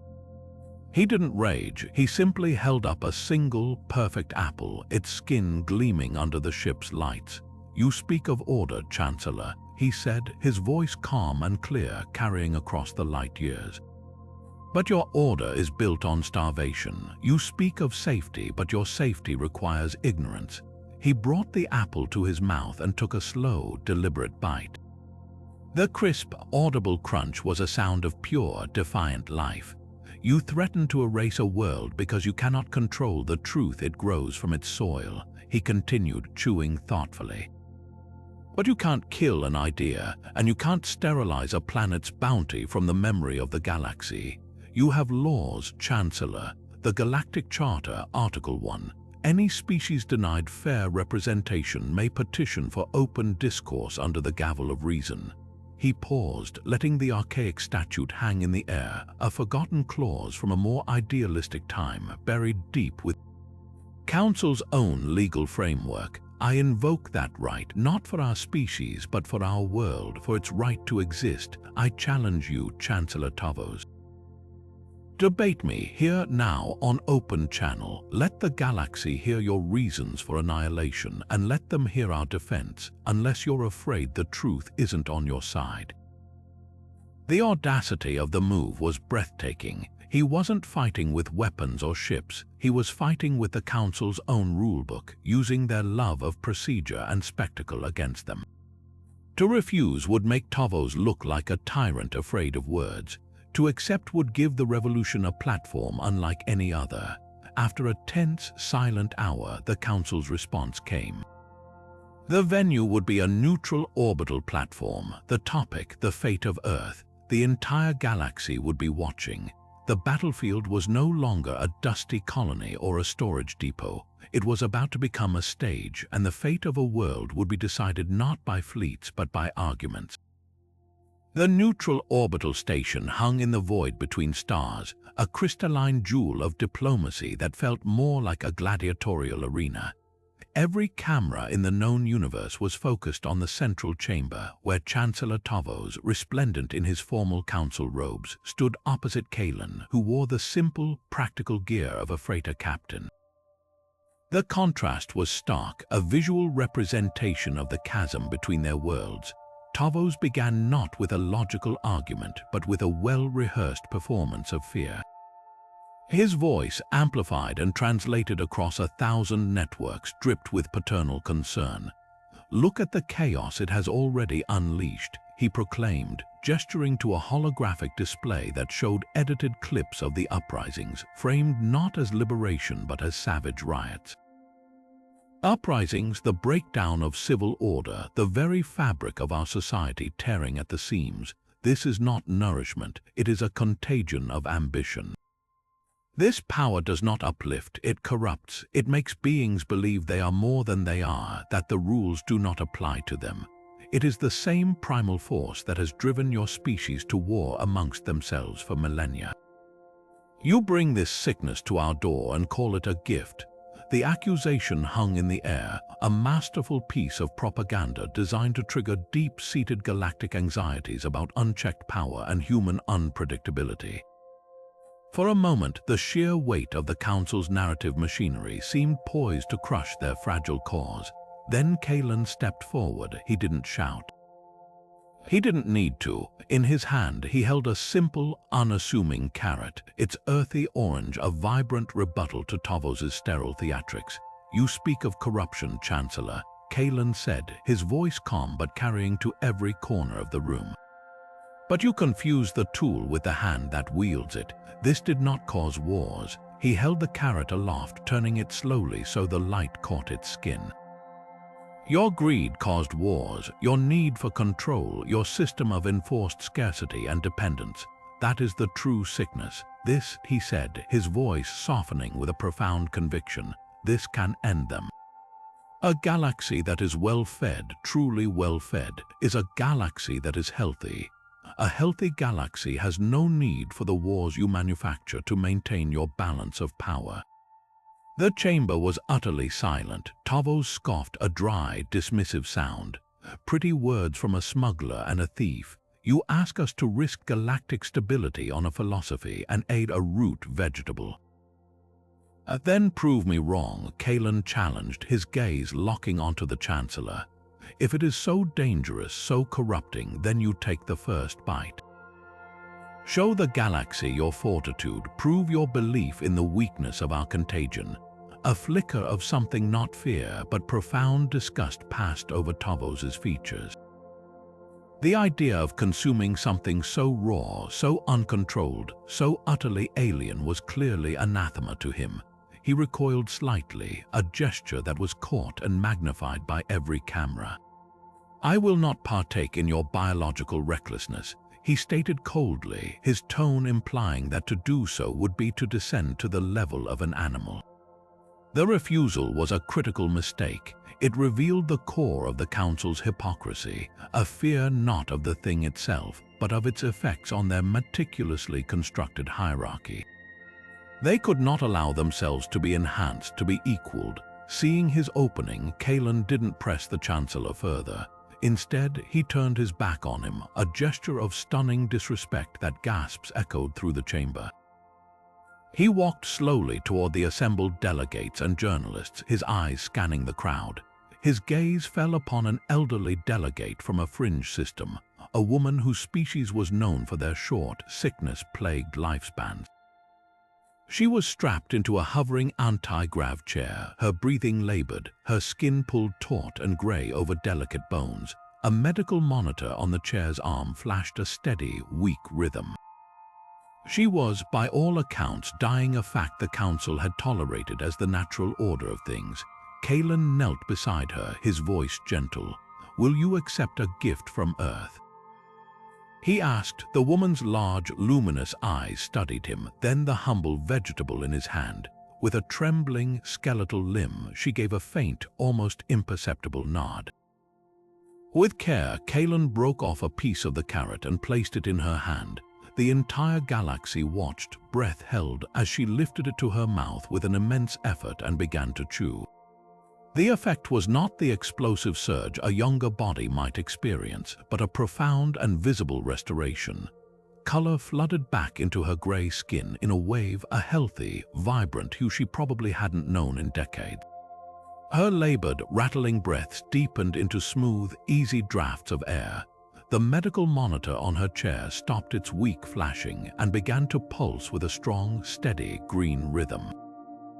Strength seemed to flow back into her limbs. She slowly, unaided, pushed herself up straighter in her chair, and then, with a look of utter wonder, she swung her legs over the side and let her feet touch the floor, standing on her own for the first time in years. She didn't say a word, she didn't need to. The transformation, witnessed live by trillions, was an argument more powerful than any rhetoric. It was irrefutable evidence. The council spoke of poison and corruption, but the galaxy had just seen a woman brought back from the brink of death by a piece of food. The silent, miraculous healing shattered the foundation of Tavos's entire argument. A wave of incredulous murmurs and then outright cheers erupted from the delegates, first in pockets, then throughout the entire chamber. The tide of public opinion, held back by fear and lies, broke through the dam in that instant, forever changed by a simple, undeniable act of healing. The shift in Chancellor Tavos's posture was almost imperceptible, a slight straightening of the shoulders that had nothing to do with the debate. It was a signal. In that same instant, the pristine white hulls of Obsidian Guard warships decloaked all around the station, their predatory forms blotting out the stars. The peaceful veneer of the neutral ground shattered as their weapon ports glowed with lethal intent, primed to turn the orbital platform into a tomb for everyone aboard. Tavos's reptilian smile was a cold, victorious slash across his face. The debate was over, the extermination had begun, but the revolution had learned to expect betrayal. From the shadow of a nearby moon, the rebel fleet answered the declaration of war. The Harvest's revenge led the charge, but it was no longer alone. It was flanked by a ragtag armada of retrofitted freighters, commandeered council patrol vessels with fresh rebel insignias slapped on their hulls, and even the sleek, determined shapes of ships from systems that had just declared their allegiance moments before, watching the healing of the Elder. They were outgunned, but they were not outmaneuvered. They dropped from their own micro-jumps, not in a formation of war, but in a swarm of defiance, immediately engaging the Obsidian Guard in a chaotic, sprawling ballet of violence that encircled the entire station. Inside the crystalline chamber, pandemonium erupted. Delegates screamed and dove for cover as the station shuddered from the first nearby impacts. Through the massive viewports, the silent, terrifying beauty of the battle unfolded: the brilliant magenta of plasma cannons, the incandescent green of laser batteries, and the occasional, horrifying bloom of a dying ship. In the midst of the chaos, Kaelen's eyes met Dr. Aris's. Their goal was no longer to convince, it was to survive and expose. They broke into a sprint, not for the escape pods, but deeper into the station's heart toward the main broadcasting control room. Their path was a nightmare of shuddering corridors, flashing red emergency lights, and the screams of rending metal from the hull.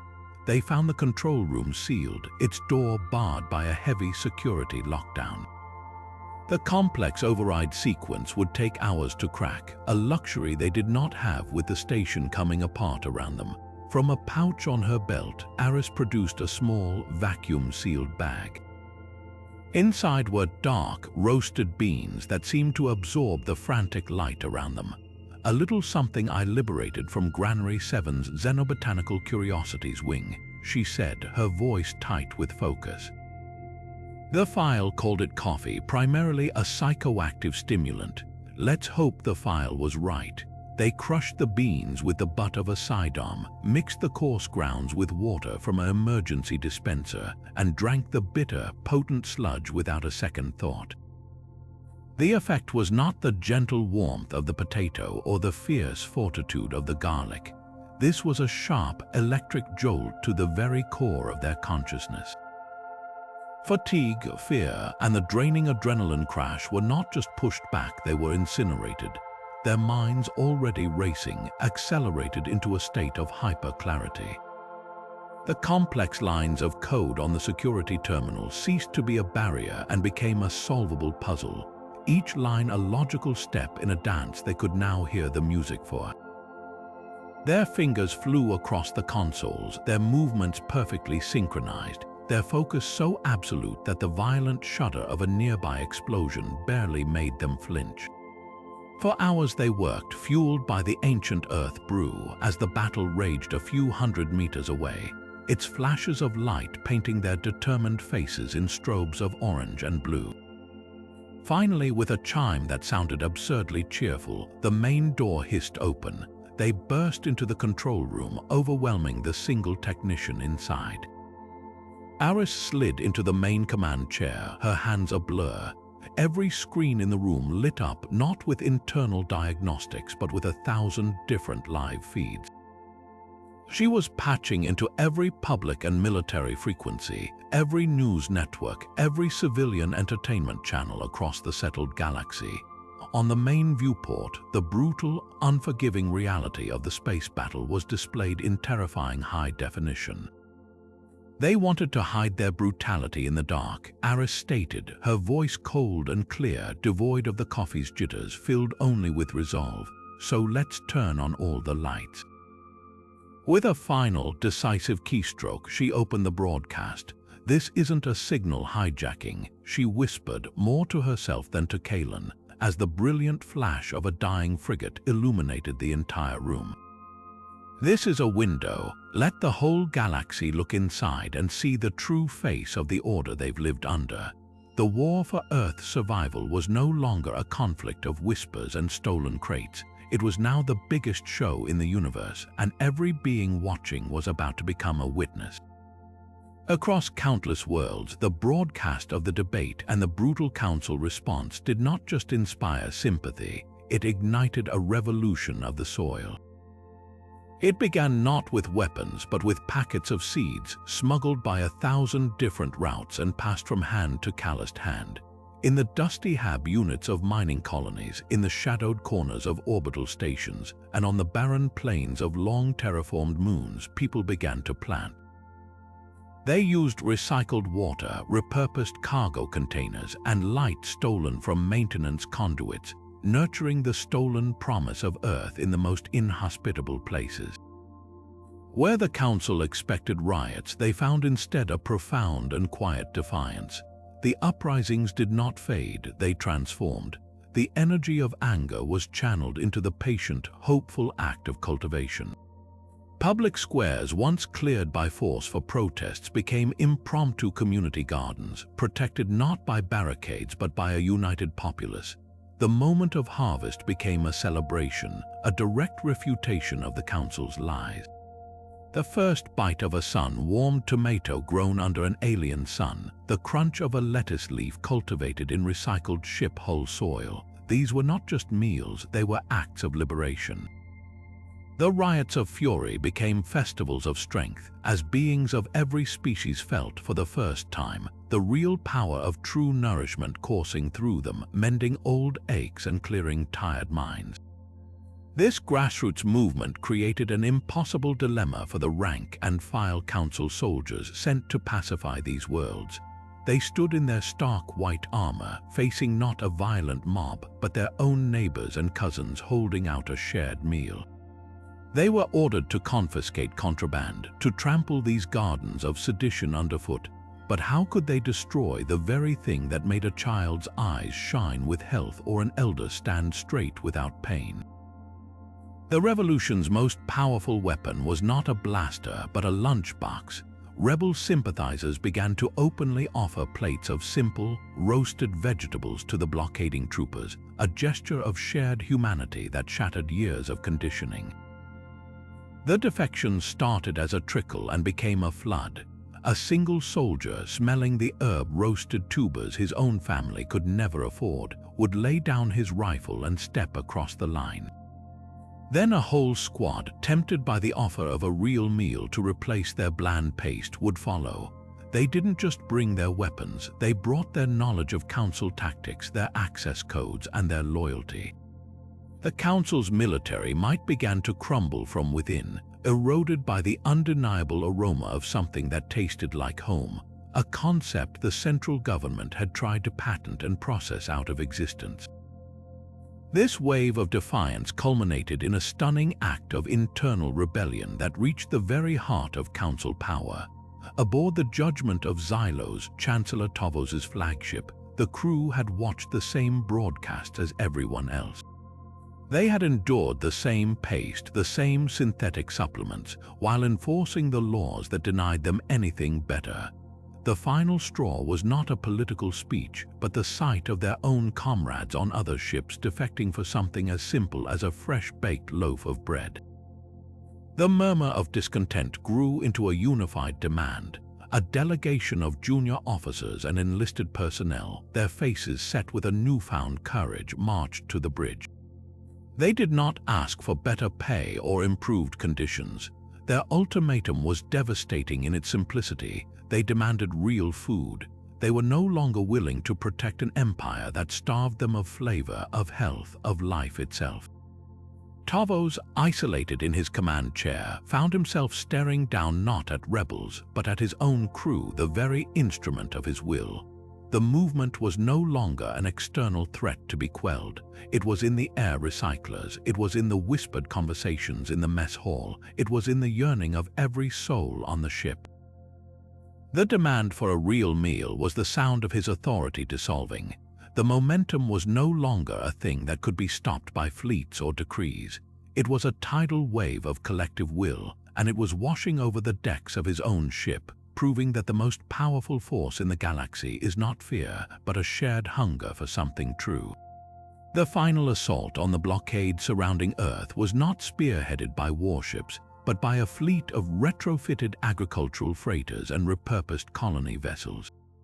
The rebel armada, now swelled by the defecting crews of the Council's own fleet, moved with a purpose that went beyond mere military victory. Their strategy was one of overwhelming, joyous reclamation. As they engaged the remaining loyalist Obsidian Guard ships, they deployed a weapon the Council's tactical computers had no profile for: massive industrial food processors, jury-rigged to the freighter's external mounts, word to life. Instead of launching missiles, they hurled volleys of finely milled, potent spices, clouds of cayenne pepper, garlic powder, and ghost chili extract that bypassed environmental filters and filled enemy bridges with coughing, incapacitating storms of sneezes and tears. One rebel ship, famously dubbed the Onion Knight, used sonic cannons to vaporize entire pallets of its namesake vegetable, sending a wave of eye-watering mist that blinded the targeting sensors and crews of 3 enemy cruisers simultaneously. On the planet below, the rebellion was equally inventive. Farmers, armed with generations of knowledge about the land's bounty, became guerrilla tacticians. They used concentrated fruit sugars to gum up the joints of invading walkers, and deployed pheromone traps made from blooming nightshades to disorient and confuse canine-derived genetic enforcers. In liberated towns, community kitchens became command centers, and chefs used their skills not just to feed the fighters, but to demoralize the enemy. The scent of freshly baked bread and roasting meats, wafting across battle lines, became a psychological tool more powerful than any propaganda broadcast, reminding homesick Council soldiers exactly what they were fighting to destroy. It was amidst this chaotic, fragrant symphony of liberation that Kaelen finally brought the Starlight Marauder down through the atmosphere, no longer needing to hide. He landed not in a secret clearing, but in the heart of a reclaimed crop field, now serving as a bustling distribution hub. As his boots sunk into the rich, dark soil of his homeworld for the first time without fear, he was met not just by soldiers, but by farmers holding out baskets of ripe produce and bakers offering loaves still warm from makeshift ovens. He climbed onto the hull of his ship, his voice amplified across the field. "They told us to be ashamed of this. They told us to hide it, to lock it away." He shouted, holding a handful of dark soil aloft. "They were not afraid of our weapons. They were afraid of our harvest. No more hiding. This gift was never meant to be contraband. It was meant to be shared with all." His declaration became the cornerstone of their new mission.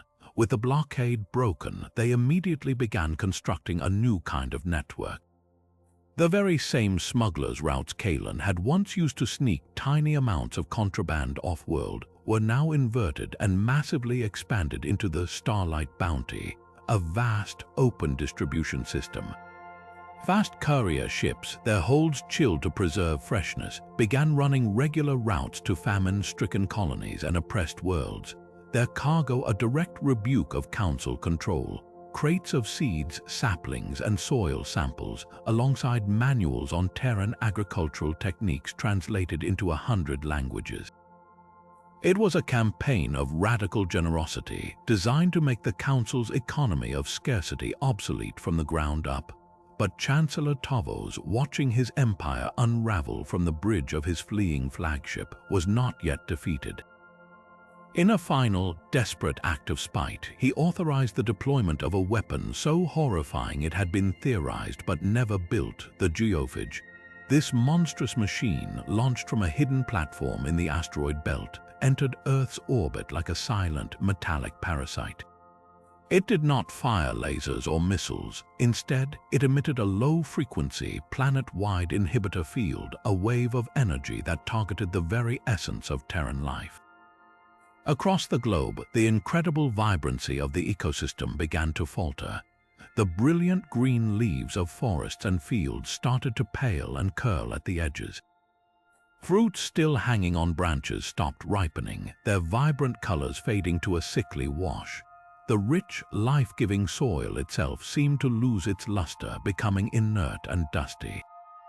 The geophage wasn't designed to destroy life with fire, but to strip it of its power, to reduce Earth's miraculous biosphere to the same level of mundane mediocrity that existed on every other compliant world.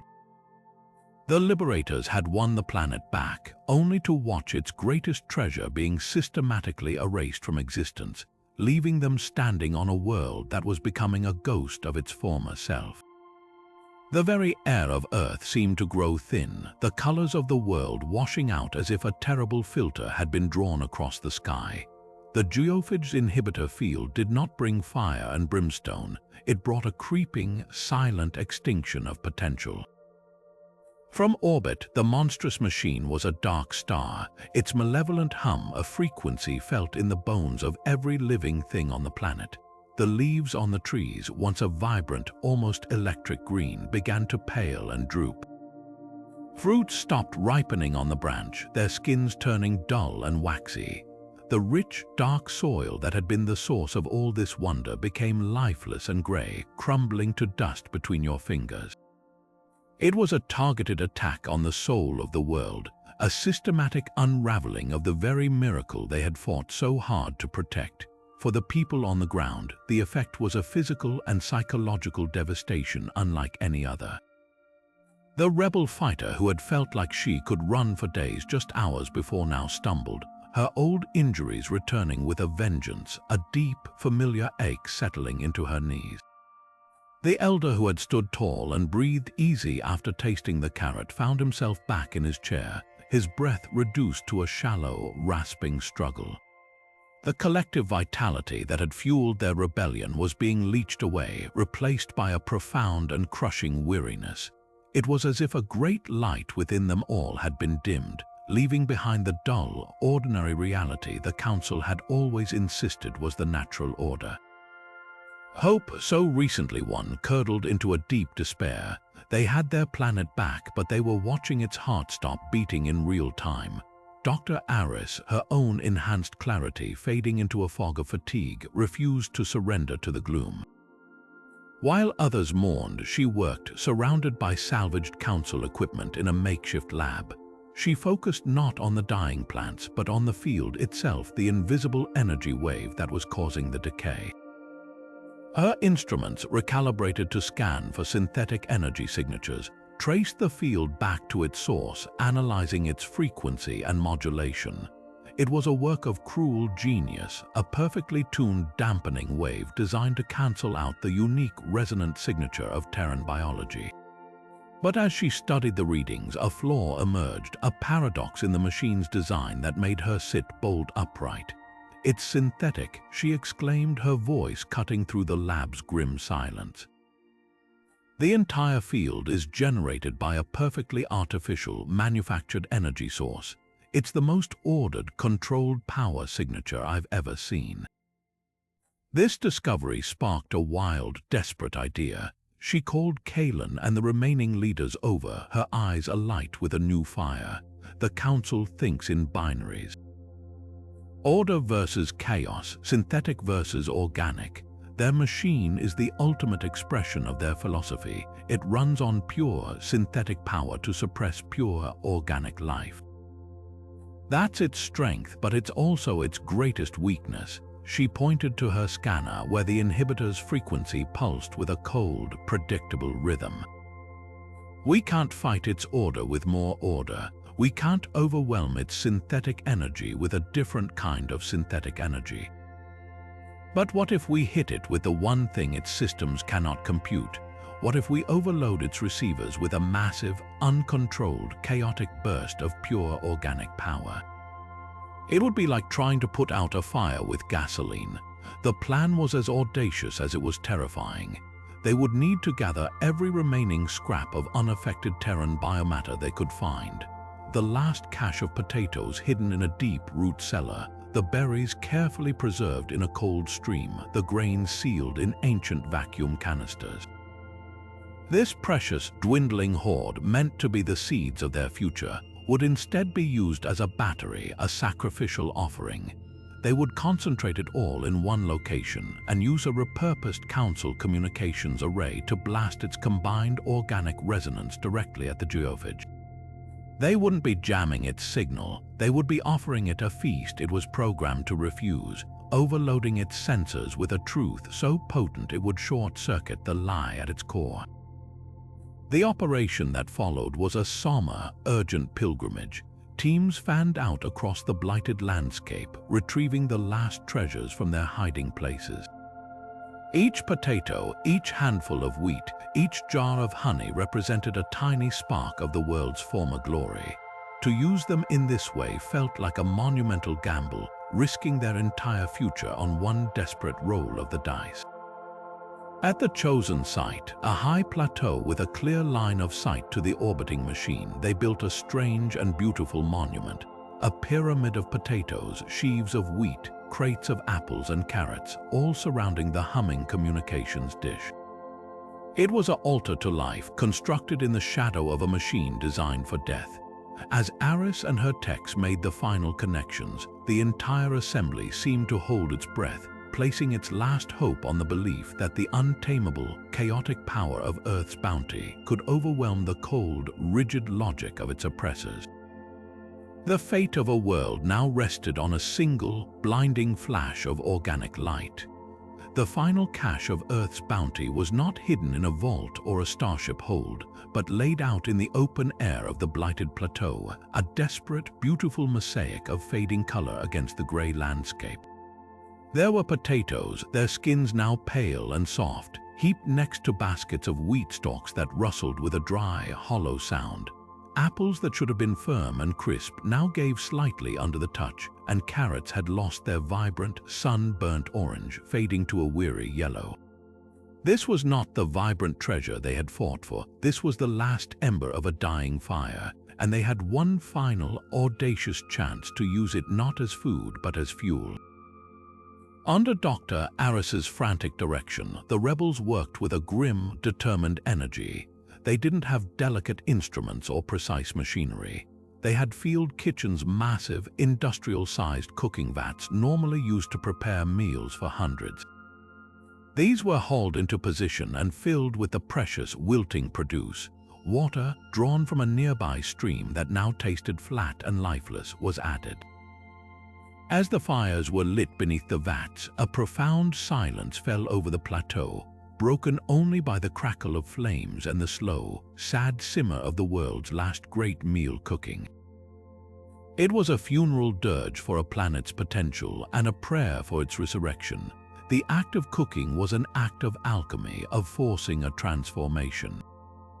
As the heat worked its way through the ingredients, something miraculous began to happen.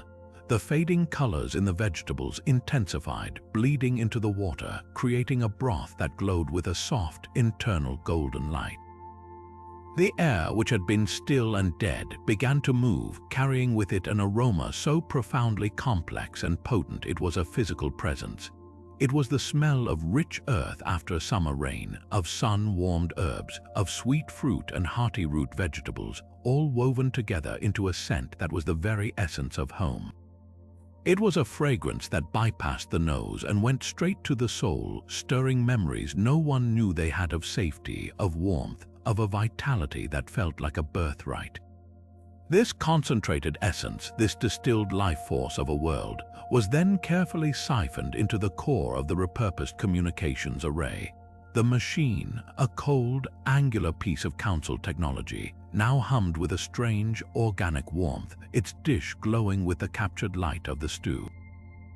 It was ready. It was a weapon, but not one of destruction. It was a beacon of pure, unconcentrated life, and it needed a delivery system. Kaelen didn't wait to be asked. He was already moving toward a small, fast scout ship, its engines ticking as they cooled. He placed a hand on its hull, then turned to face the others. His face was smudged with dirt and etched with exhaustion, but his eyes held a steady, unwavering light. They spent centuries pushing their synthetic medicine on the galaxy, he said, his voice cutting through the heavy air.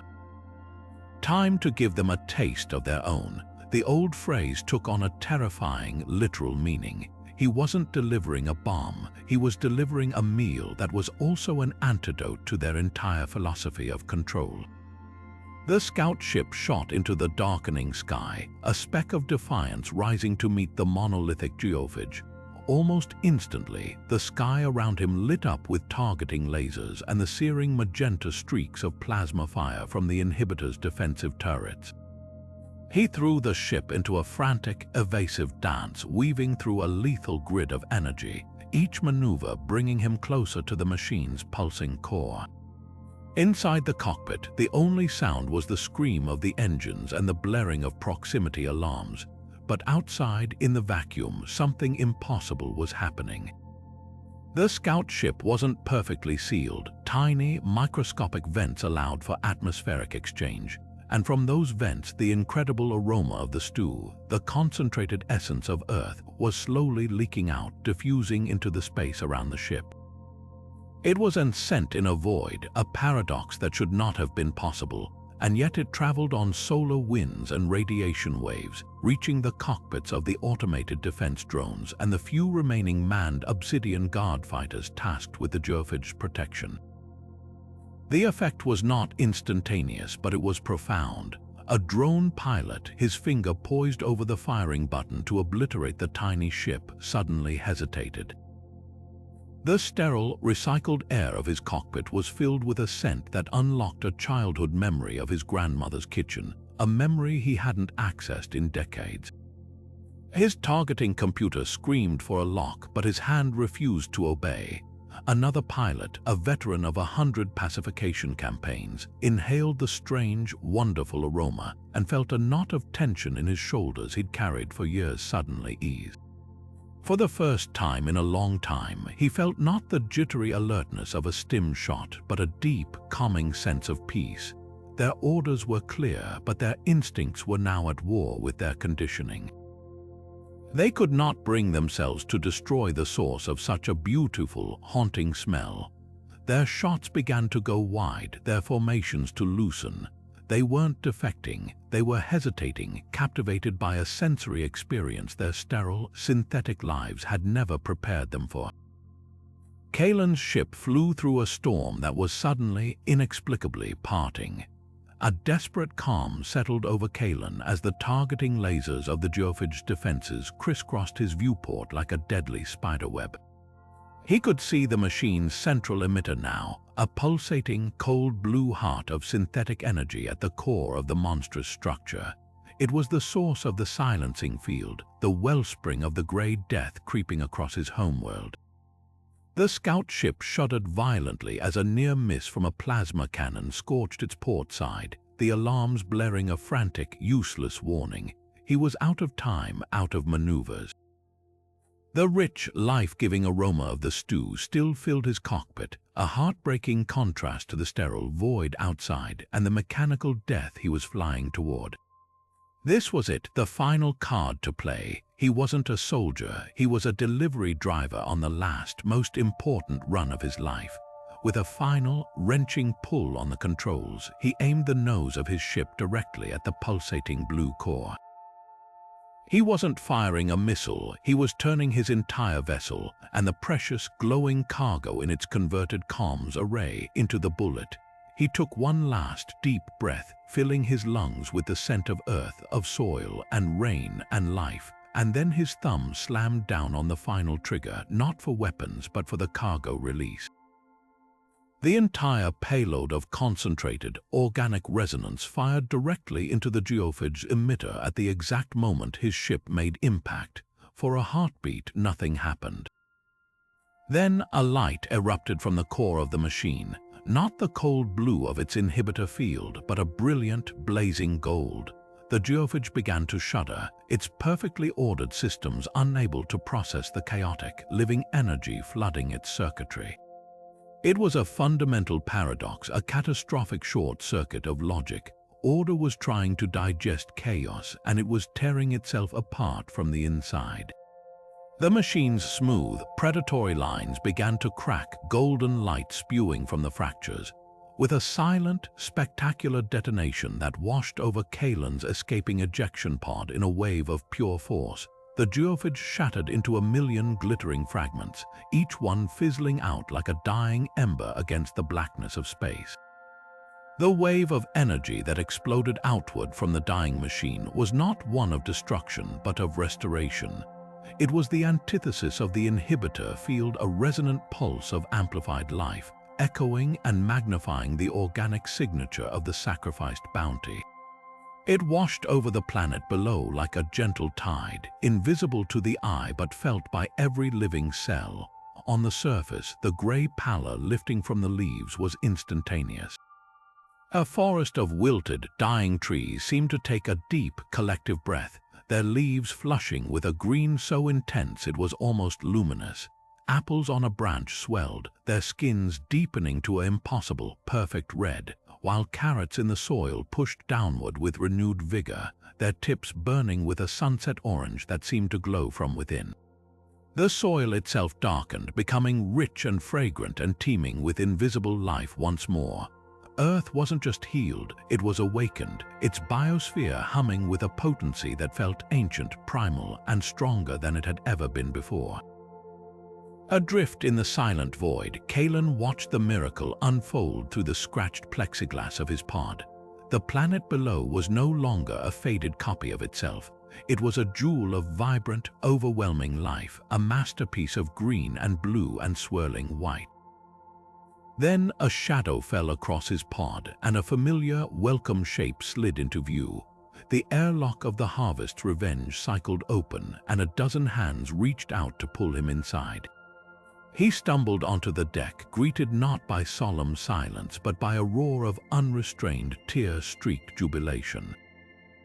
The crew, their faces alight with a health that was now their permanent reality, surrounded him, pounding his back and shouting the same three words over and over like a mantra, a prayer, and a battle cry all at once.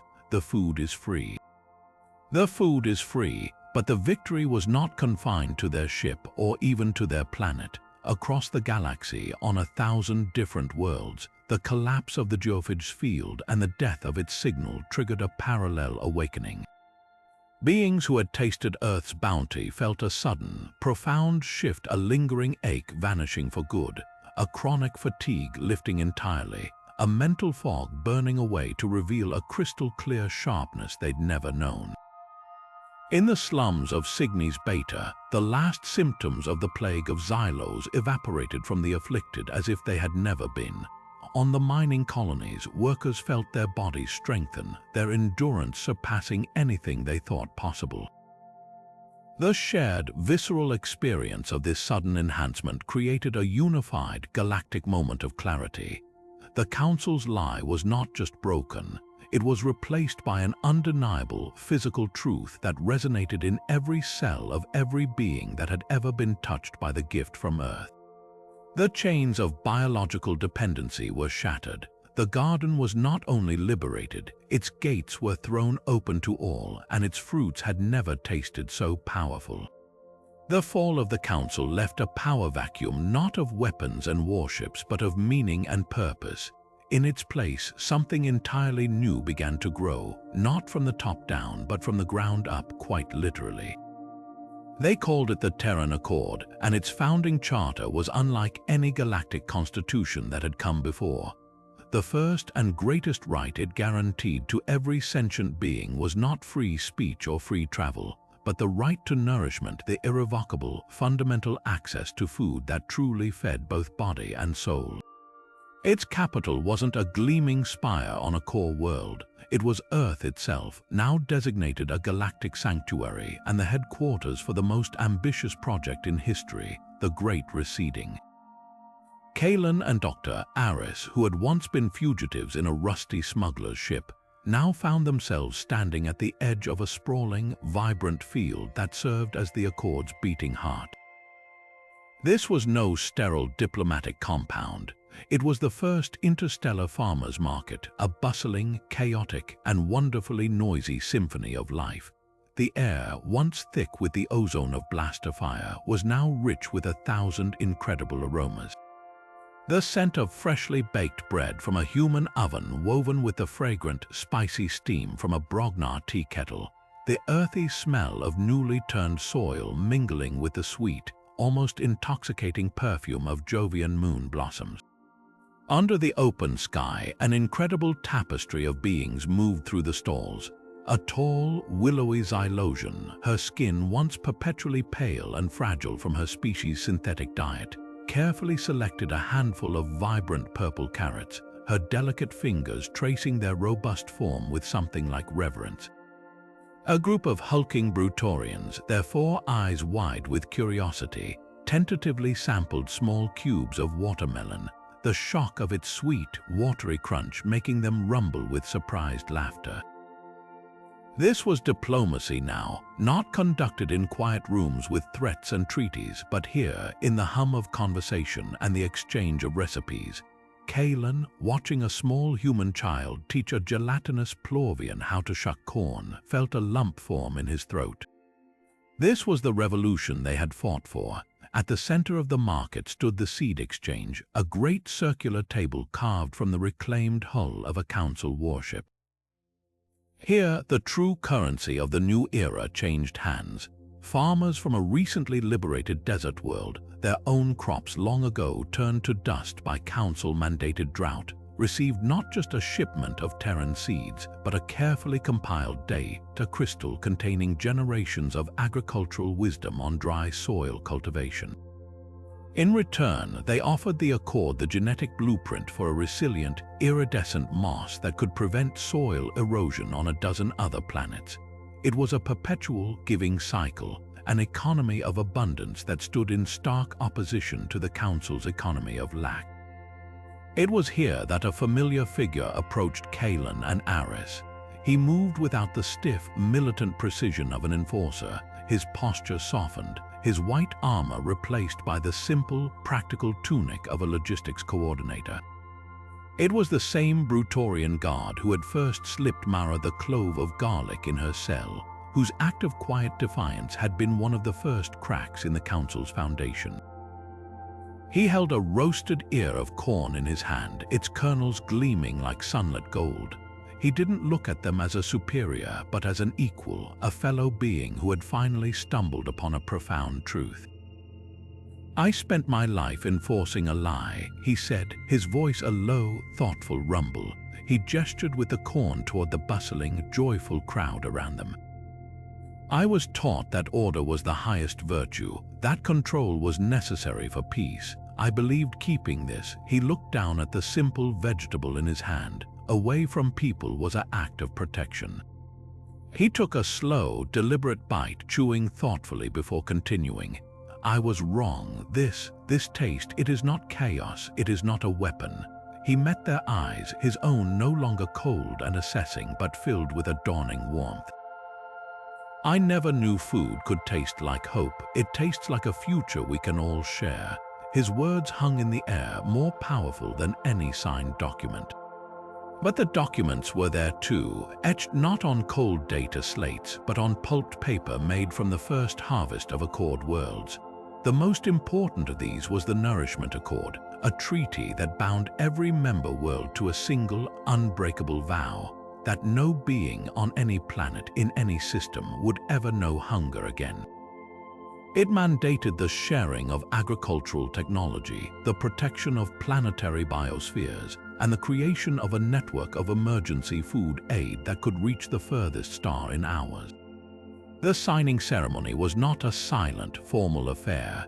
It took place right there in the market, the leaders of 100 worlds using pens dipped in water from Terra's oceans, their signatures witnessed by farmers, cooks, and the very children who would inherit the future they were building. The war was over. The work of growing a better galaxy had just begun. Months flowed into seasons, and the scarred battlefields of Earth were slowly woven over by a new kind of growth, one fed by peace and purpose. The planet was no longer a quarantined secret or a battlefield. It had become a beacon, a site of galactic pilgrimage. Ships of every conceivable design now filled the skies, their landing struts settling not in hidden clearings but in designated ports that had once been military bases. The pilgrims who emerged were a breathtaking tapestry of the universe itself. Tall, slender beings from low-gravity moons, sturdy, mineral-based life forms from metallic asteroids, and floating consciousnesses contained in shimmering environmental orbs. They did not come for weapons or technology. They came with a longing that had been buried under generations of synthetic substitutes. They came to taste, to smell, to finally experience what true nourishment felt like. In a sun-drenched field that had once been scoured by plasma fire, Kaelen knelt, his hands buried in the rich, dark soil. The formal title of ambassador still felt strange to him, a ill-fitting jacket compared to the comfortable familiarity of his old smuggler's gear. But here, with the earth under his nails, he felt he was doing the most important work of his life. Beside him was a young girl from a desert world, her large, dark eyes wide with a mixture of awe and trepidation. In her hands she cradled a young sapling as if it were made of glass. "The hole needs to be a little deeper," Kaelen said softly, his voice almost lost in the gentle breeze that carried the scent of blooming jasmine from a nearby grove. "So its roots can stretch out and feel at home." Together, they placed the tree's delicate root ball into the earth and gently covered it, the girl's movements growing more confident with each handful of soil. When they were done, she looked up at him, her brow furrowed. "Will it really grow food?" she asked, her voice full of the hope her world had been denied for so long. Kaelen placed a steadying hand on her shoulder, looking not at the tree, but at the horizon where beings from a dozen different species were working similar plots of land, learning the ancient human rhythm of planting and waiting. "It will," he said, "but it will grow so much more than that. This soil, this act, it isn't just about food, it's about connection. It's about putting your hands in the same earth that feeds you, understanding the sun and the rain that make it possible. It's a conversation with the world that sustains you, a conversation my people almost forgot and yours never got to have." The girl looked down at her soil-covered hands, a slow smile dawning on her face as she understood. She wasn't just planting a tree, she was putting down roots for her entire civilization in a galaxy that was finally learning to share, while Kaelen taught connection in the fields, Dr. Eris was publishing the data that proved its power. Her landmark study, simply titled The Nourishment Accord, a biometric analysis of post-scarcity societies, was not a dry scientific paper. It was a revelation filled with holographic charts and emotional testimonials that painted an irrefutable picture. She presented before and after neural scans of delegates from historically antagonistic systems, showing how sustained contact with a full-spectrum Terran diet calmed the amygdala, the brain's fear center, and enhanced activity in the regions associated with empathy and complex problem-solving. She had data from the formerly famine-ridden colony of Xerxes Minor, showing a 90% drop in civil disputes and a near-total eradication of resource-hoarding behavior within a single growing season. Her most powerful evidence was a time-lapse map of the galaxy, not of military conflicts, but of spontaneous cultural and technological exchanges. The lines of trade and communication between worlds didn't follow old council shipping lanes. They blossomed like a mycelial network, connecting systems that had been isolated and suspicious for millennia. The data was clear. Shared well-being did not just prevent war, it actively engineered peace. A species that is truly well-fed, truly healthy, and unafraid for its children's next meal has no evolutionary incentive for conflict. It has every incentive to cooperate, to build, and to explore. This was the foundation of the new era, an age not just of absence of war, but of unprecedented positive growth.